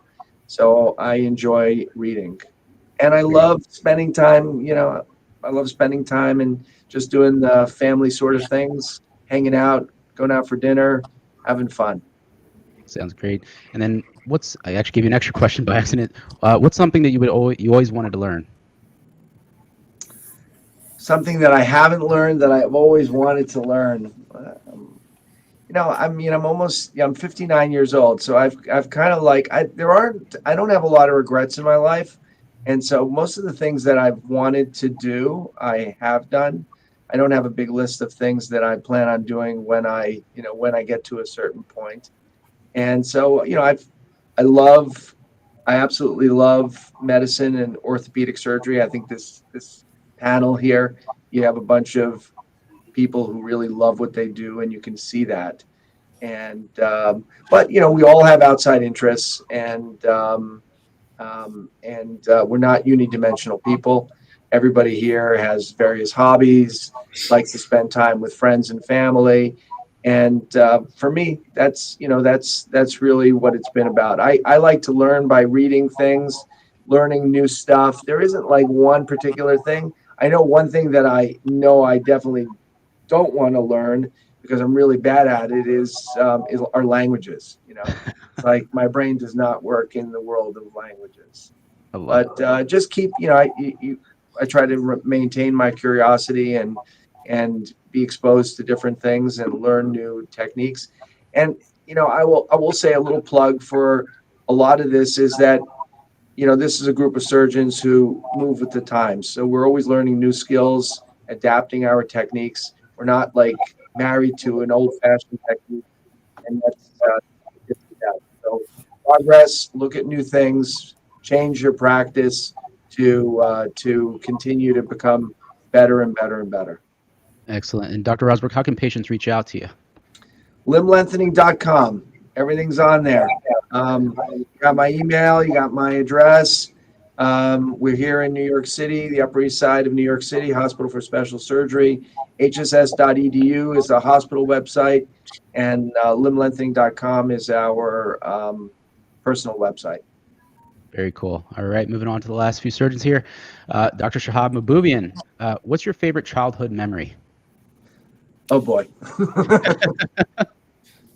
Favorite childhood memory. So, I was a kid when I came to the U.S. And I think one of my favorite memories is coming when we, immigrated basically from Iran to U.S. and seeing the new, everything was new. Everything like the new technology. Just like how a simple remote control can open up a garage door was like fascinating for me, as a kid. So I think just that new migration to a new country was probably my favorite childhood memory that I had. Everything was just so new and so intriguing at the time. Very cool. Lakers or Dodgers? Baseball versus basketball. Yeah. Ooh. Well, I have to say Dodgers because, they just won the World Series. Congrats. But my kids love the Lakers, and, we've been to a few games here and there. So, they're both good. They're both exciting to watch. If you had to perform surgery blindfolded, which procedure would you choose? Oh, that would have to be like a knee arthroscopy. I've done thousands of knee arthroscopies, and they're just so common. And I've performed tens of thousands of them at this point. So I would have to say it's probably that. Very cool. Precice 2 versus Precice Max. Which one? Well, I haven't had a chance to use the Precice Max yet. We're still waiting for that to come out. But I'm a big fan of the Precice 2. I've used it multiple times with great results, outstanding reliability on the Precice 2 nails. The Precice Max, things just keep coming up, and it just keeps getting delayed and delayed. So it's questionable. I would love to be able to use the Precice Max for what it's potentially made for, which is like a full weight bearing nail. But the stride nail that we had before they took it off the market, it was a great nail, and I thought people did great with that, and their recovery period was faster. So I'm hoping the Precice Max nail will be just as good, if not better. Very cool. How can patients mentally prepare for surgery? Any tip of advice? This is a very good question. And I always tell my patients, you have to be mentally ready for this type of surgery. We call it height lengthening, and it is it's not an easy surgery to undergo. There's pain involved. There is disability in the sense that you have to use a walker or wheelchair for a few months. So you have to be mentally prepared for that. A lot of my patients, they lose a lot of sleep. They say, they wake up in the middle of the night because they're aching or their muscles are spazzing. So you have to be mentally prepared to kind of know what you're getting yourself into. With that said, all my patients that have undergone this surgery have survived. They've all done very well and have been able to get back to their normal lifestyles, and pretty much all of them have been able to return to their pre-physical status prior to surgery. So many of them have been able to get back to sports and working out and doing everything that they enjoy doing in life. Very cool. What's your go-to meal before a big surgery? Oh, that has to be a protein shake. Quick and easy. Quick, Right. easy. Usually I do my surgeries fairly early in the morning, so I'm not that hungry that early in the morning. So a quick milkshake, which is usually store-bought. They take it down, and I'm good to lunchtime. Sounds good. And the last question is, if you're stuck on a desert island, what surgical tool would you bring with you to survive? On a desert island, I would have to say one of my osteotomes. Same tool that we use to cut the bone. So maybe cut down trees, maybe cut into fruit such as coconuts. I think it's a very versatile tool. There you go. There you go. All righty. Moving right along here. Oh, wait, Dr. M, how can patients reach out to you? They could reach me at heightlengthening.com. That's my website. I'm also on Instagram as well as TikTok. We try to make a lot of interesting TikTok videos for our patients and our fans out there, and we try to make them entertaining, but they're very, very informational. So check us out and reach out to our office, Height Lengthening. Sounds good. Awesome. All righty. Moving along here, we have Dr. Michael Assayag from Baltimore. Dr. A, if you could instantly master any sport, what would it be? I'm a reformed Canuck, so hockey. I love it. What's your favorite genre of music or your favorite band? Is it even a question anymore? The heavier the metal, the better. So heavy metal. If I had to say what's my favorite band, I have two. So in the punk, hardcore punk, it's the now defunct NoFX. In the metal, I would say Trivium. Okay, very cool. What's the weirdest question a patient has ever asked you? Were you married? That's pretty fun. All right, you're from Baltimore like I am. Ravens or Orioles? Orioles. If you give me the choice between football and baseball, I'll pick baseball. All right, fair enough. What's more important during surgery, precision or speed? Oh, precision, precision, precision. Speed is nothing without precision. I like that. Covering two bases at once. Your favorite beverage? Well, my favorite beverage. I don't want to do any advertisement, but have you seen those Spindrift sparkling waters? They're fantastic. They have just a little bit of real juice, about 15 calories per. They are delicious. Check them out. I love the ice drink, so I'll definitely check out the Spindrifts. Great. Name a country besides the USA that a patient has come to you from. Japan. Wow. Okay. All right. Name another one. Brazil. One more. UK. Oh, that's awesome. All over the world. We love it. It's Dr. A. And Dr. A, how can patients reach out to you? So they can reach out to me through our two websites, either heightrx.com, limblength.org, which is our institutional ICLL website. They can reach out by email, massag@lifebridgehealth.org, by phone number, by text. It's a great way to reach out, or they can contact my office, 410-601-9852. Sam, my assistant, is fantastic. Sounds good. Thanks so much. I'll post it below. All right. We have Dr. Marie G from up north. All right, Dr. G. It's big. It's popular. Taylor Swift or Beyonce? Queen Bee. Queen Bee. All right. Definitely. Yeah. Who's Taylor Swift? Shh, the Swifties are coming. All right. If you could have dinner with anyone in the world, whether they're alive or past, who would it be? So Monday, I worked with an anesthesiologist who used to work in Jordan, and he told me that he met Elizarov. He came into Jordan to lengthen one of the cardiac surgeons there for a stature lengthening. And I was like, God damn it, that's one person I really wish that I would have met. So that I would be Elizarov. I'm such a geek. Yeah. Very cool. Winter or summer? You're from up north. Give me a beach. I wish I lived on the beach. I want summer all year round. I do not want to see the winter.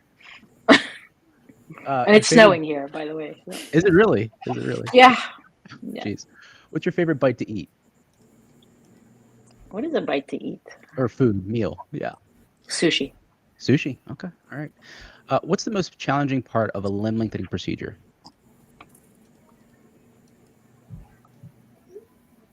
I guess in surgery. Yeah, let's say like surgery. Technically, like surgery. Yeah, technically, yeah. Like for a surgeon, what would be the hardest part? Inserting the nail, screws. I mean, I don't think the surgery is hard. I think the hardest part of a limb lengthening surgery is not the actual surgery. It's how you take care of the patient after the surgery. It's knowing how to follow them, knowing what to do with the regenerate, knowing how to follow the regenerate.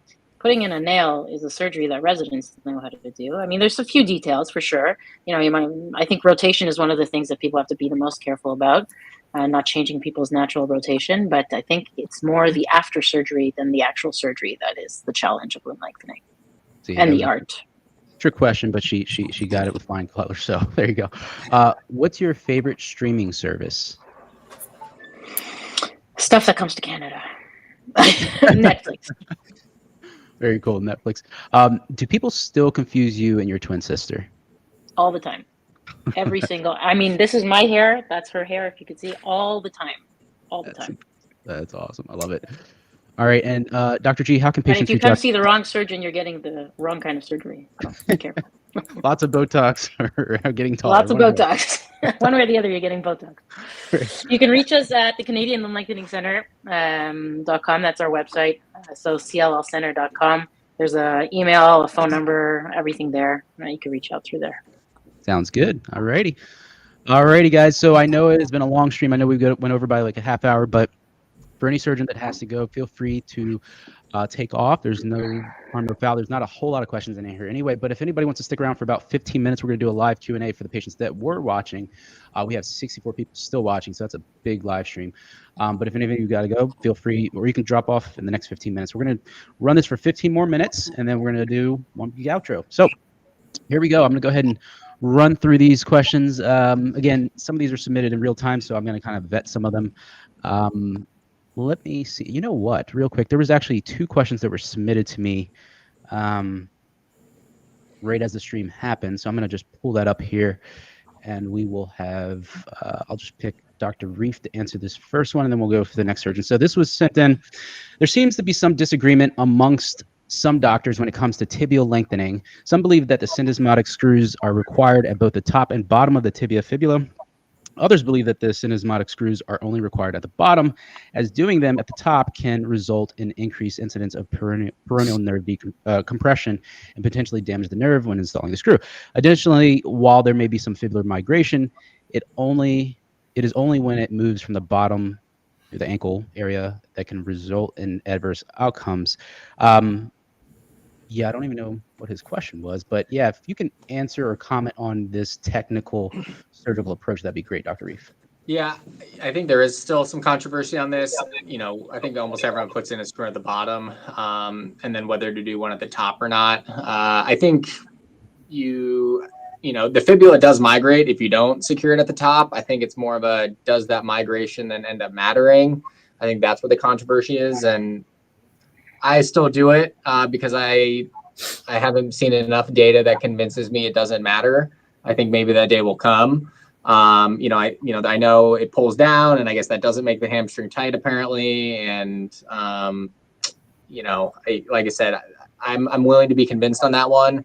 You know, when I learned how to do this with Rozbruch, and he still does it, and our other partner, Dr. Fragman, still does it. So I'm willing to be convinced otherwise, but for the time being, I'm securing both ends. Sounds good. All right, we have this next question here. Can you ask someone if they recover? So it's about arm lengthening. We don't talk about this whole lot. It's really about limb lengthening here, but, well, it is a limb, but can Can someone who lengthens their arm, let's say 5 centimeters or 2 inches, fully recover? Have they ever lengthened somebody's arms completely and gotten back to sports like boxing? Let me rephrase that question. Yeah, Am I going to be a better boxer if I get my arms lengthened? I like it, Dr. A. You and Dr. B take this one, so go ahead, Dr. A. You'll never be a better athlete after lengthening. The only thing that gets better with lengthening is length, right? Whether it's height or length of arms. So if you're doing it to have a better reach, you may not want to do it. However, do people go back to full activities? Yes, 100%, especially after 2 inches.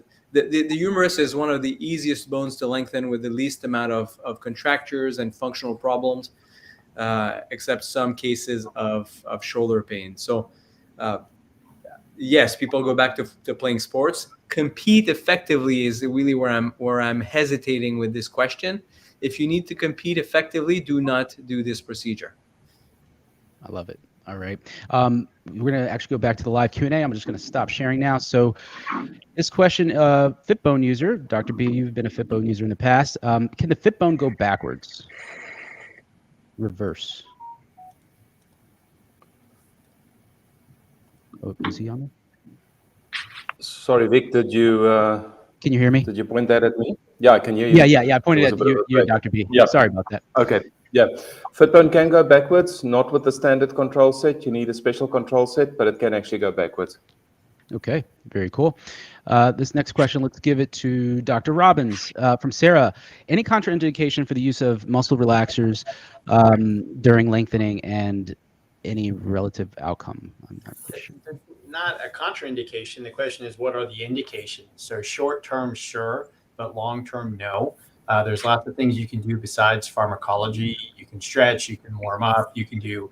I encourage my patients to do warm up and their own stretching before they go to our formal stretching so they can maximize their time with an actual therapist. If it takes 20 minutes to warm up, I'd rather you do that at home before you get there. So you get full use of their time. Yes, occasionally I use muscle relaxers. They're not all created equal. Some are much more benign, so I'm not afraid to use them if needed. But the real question is, why are they having spasms? What's the timing of the spasms? Is it 3 days after surgery, or did it suddenly start 3 weeks later? So I know it's just a sort of generic question to start a conversation, but anytime we're considering adding other medications, we want to know why, what happened, what changed, before we just throw drugs to mask a problem that maybe the body's trying to tell us. Gotcha. This question, I'll actually get Moshe's take on it because we didn't get him earlier. Hopefully it's working now, Moshe. This is a physical therapy question. Would stretching 1 hour a day, every day, several weeks before surgery, be sufficient to get flexible enough for the procedure? Is there such a thing such as too much stretching before surgery? Thank you so much. Going back to a discussion from a little bit ago in terms of how flexible should they be beforehand. So I've seen the gamut. One thing that's become very popular recently has become these stretch labs that are popping up, and a lot of patients have been going there.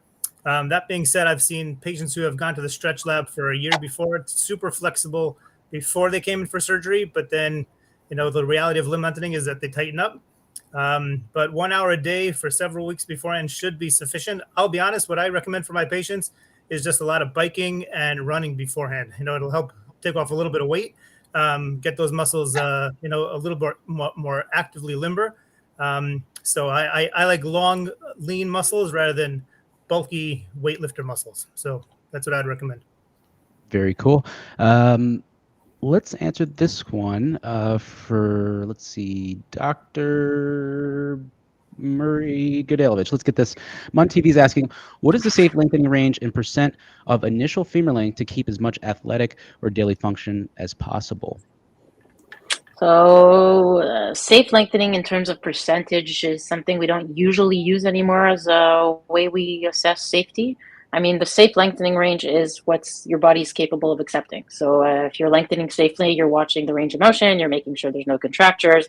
And so and then we go into a maximum up to 8 centimeters is what the safety, and the reason why the nail stops at 8 centimeters, because we've seen that further than 8 centimeters, people start to get into a lot of complications, regardless of what the start length is.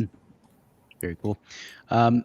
This one's for Dr. Assayag from Potato Love. How common is knee tightness and inability to straighten the leg for femur lengthening patients during lengthening?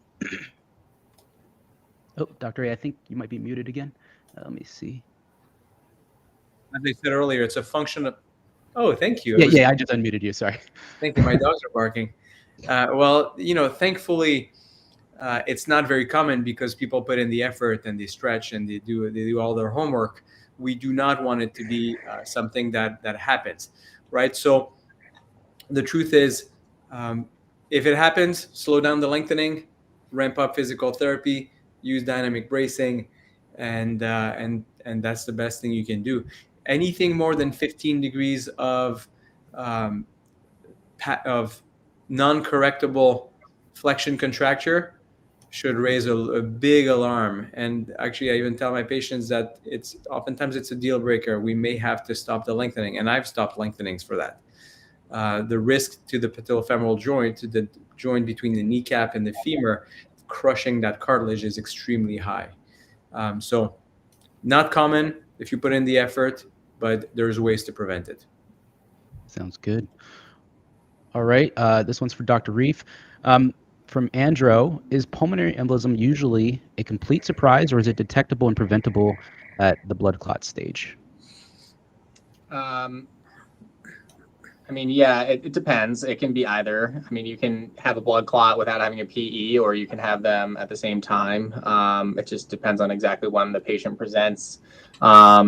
So, I think we're always going for prevention here. That's kind of the name of the game with this. I think I didn't say it earlier, but I have also been keeping people on prophylaxis throughout the time that they're, not weight bearing, although often just with aspirin and not one of the oral anticoagulants. But so no, I mean, and anytime someone has a DVT, we're thinking about PE because they go hand in hand. So we're assessing their breathing, their oxygenation, and clearly they're going to then be on full anticoagulation. And I mean, PE.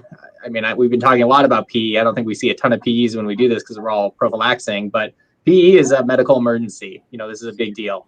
This is hospitalization. This is you're monitoring these people. And thankfully, I mean, PE is back in the days of early knee replacements. I mean, they can be life-threatening. So, if we make a big deal of blood clotting and PEs, it's because it's life-threatening and something that we thankfully don't see often anymore, but something we're always thinking about. Very good. NSX is asking, isn't the surgical risk less for someone who is really tall, like 6'6", versus someone who's shorter because it's a smaller percentage of their overall length? Let's go to Dr. Birkholtz on this one. Yeah, there's always this narrative, and yes, I mean, logically, if you start with a longer femur and you're doing a smaller percentage of that femur, it probably does benefit the patient. But lengthening is much more complex than numbers. It's just, it's such a complex constellation of things that play into each other that using absolutes like that is actually not very beneficial. And the more important question is, why would you want to do lengthening at 6.6? And is that something that would really make you happy? And are you willing to take the risk for the benefit? I think very few surgeons would offer purely cosmetic stature lengthening at that starting height, just because the risk-benefit ratio is out of whack. So I think conceptually, yes, it is easier to lengthen a longer femur than a shorter femur, but it's not as simple as just a pure number. All right. Kilo Khan is asking, do you prefer inserting nails into the femurs antegrade or retrograde for your cosmetic patients? Dr. Robbins. It's not a preference. Antegrade. It's the way to do it for cosmetic patients. There are some indications to go retrograde if they have a total joint prosthesis, which then you ask, why are you lengthening someone who has a total joint prosthesis? We have had a couple of patients with bad hip trauma, have a hip replacement or a hemi or something like that. So 99.99% are antegrade. All righty. Ali's asking, I want to do the surgery, but I'm really afraid of the healing process. It's just taking to take too long. Will there ever be an improvement on this in the next 5 years? Dr. Assayag. Well, that's the goal, right? The goal is to improve the biology, to increase bone healing, decrease the amount of nerve symptoms with lengthening, and increase flexibility of the muscles. In the next 5 years, highly unlikely, right? But maybe in the next couple of decades, there will be progress in that realm. Right now, we talk about things like bone marrow aspirate or stem cells injections to accelerate the regenerate, but there's no hard evidence that it does work, right? It's pretty anecdotal, and the panel can correct me if I haven't seen the latest data, but I believe it's purely anecdotal. So the jury's still out. We'll see what happens in the next 5 years, but I wouldn't hold my breath. All right. I don't mind that it takes a while, because if it becomes too easy, then more people come out to do it. Just even in the short period of time that we had Stride, because everybody had access to Stride, I did have access to Max. But when Stride comes out and the full weight bearing nail comes out, the bar seems to get lowered in somebody's mind for who's going to be considering doing this or not. And we got to be careful, because the height dysphoria kind of disappears, and it goes more for, I just want to be taller because I can. And that's a whole different conversation for a different day. But you do have to understand it. If the thought of a couple extra months or 6 months or a year recovery scares you away from this, then okay, don't do it. This is a big deal. This is not to be taken lightly. It shouldn't be easy. It shouldn't come in a pill. It shouldn't come in an injection. There's a lot of buy-in before, during, and after. So if it scares you away, that's okay. Excellent. This next question from Potato, I'm going to throw this at you, Moshe. How common is knee tension, and as a result, inability to straighten the leg completely during? Oh, actually, I think we asked that earlier. So this is the next one. Sorry, Moshe, you already answered it. So this one for Dr. G. Does anyone have experience working with patients with HMO? What additional benefits or risks do these patients face for limb lengthening? Yeah, so we do a significant amount of lengthening for this patient population, not necessarily for stature, but they can have deformities and they can have limb length discrepancies secondary to the exostosis. Seen a lot of it in the forearm, and where the tib-fib joints can be. They can get a lot of deformities there as well in terms of the differential growth between the two bones. So there's a few things to look out for. I think one of the things is the bumps. So the bumps can create extra resistance to lengthening depending on where they are and what soft tissues are around them. But I'd say, and again, the differential growth between the two bones. Typically, you're going to see this in pediatric population, so you're still looking at some remaining growth as well. So predicting how much things are going to grow and when to do certain procedures can be a little bit trickier. And if I can piggyback on her, I do pediatrics a lot, as Marie does as well. I find we do a lot more prophylactic nerve decompressions in our patients with exostosis, because their nerves tend to be tethered. The bumps grow everywhere and the nerves are everywhere. So we use a lot more prophylactic decompressions. All right. Moshe, I have one for you now from Boss. He's saying, I have trouble extending my knee. I have a knee muscle contracture, not contradiction. How long does it take to fully straighten my knee? Is it temporary or permanent? So without seeing the patient and seeing, as Dr. Assayag had said before, depending on how severe that contraction is, how flexible that contracture is, if it's totally stiff, that's going to take a longer time and require more intervention. That being said, here's a shout out to PT. We would definitely want to be on top of that before it happens, and be in very close communication with the doctor, and make sure that the doctor's aware of it so that we could intervene before that happens. So often my patients ask me, am I presenting like everybody else? And so the truth is, at the end of the lengthening, the last centimeter or so, everybody gets tight and everybody's presenting with some degree of stiffness. But as long as that stiffness is able to be stretched out pretty consistently, then I'm okay with it. It's when it becomes super stiff and inflexible that's when the problems arise. I usually tell my patients that the more flexible you are at the end of lengthening, the easier it'll be to straighten back out, a few weeks afterwards. But if they start getting tight about 3-4 centimeters, then they have a long road ahead of them, after they finish their 8-centimeter lengthening. But we definitely want to be on top of that before it happens. Very cool. We're going to take 3 more quick questions. I know we're over time here, but last 3 questions. There's Does surgical skill influence the pain of a patient during hospital stay? Dr. B. That's a poison chalice, right? You're trying to get me to admit that my surgical skill will dictate a painless recovery, and I cannot do that. Pain during a hospital stay is a multifactorial process. Pain perception differs between patients. So surgical skill is one part. I should actually say surgical technique, not so much surgical skill necessarily, but it's actually a multifactorial and a multimodal team effort. So, the surgeon is one part of the team, patient is another, expectations is important, and then also your rest of your care team, anesthesiologists, PTs, nursing, all of that plays a role. So it's a really difficult question to pinpoint to surgical skill. It's a multifactorial thing. Gotcha. All right. This one for you, Dr. Reif, and then we got Dr. Assayag, and then we're going to do a wrap up there. So Brad's asking, during limb lengthening, is the gap measurement on the x-ray accurate, or is it overestimated due to x-ray magnification? Well, we calibrate the x-rays, so and it usually matches up pretty well with how much we think you're lengthening based on what the magnet's telling us, the external remote control. So it should be accurate as long as you're calibrating your x-rays. Very cool. This one for you, Dr. A. He's saying, is there a role for the use of bisphosphonates such as zoledronic acid during the lengthening process to stimulate bone production? There's no data that proves that it's effective, unfortunately, right?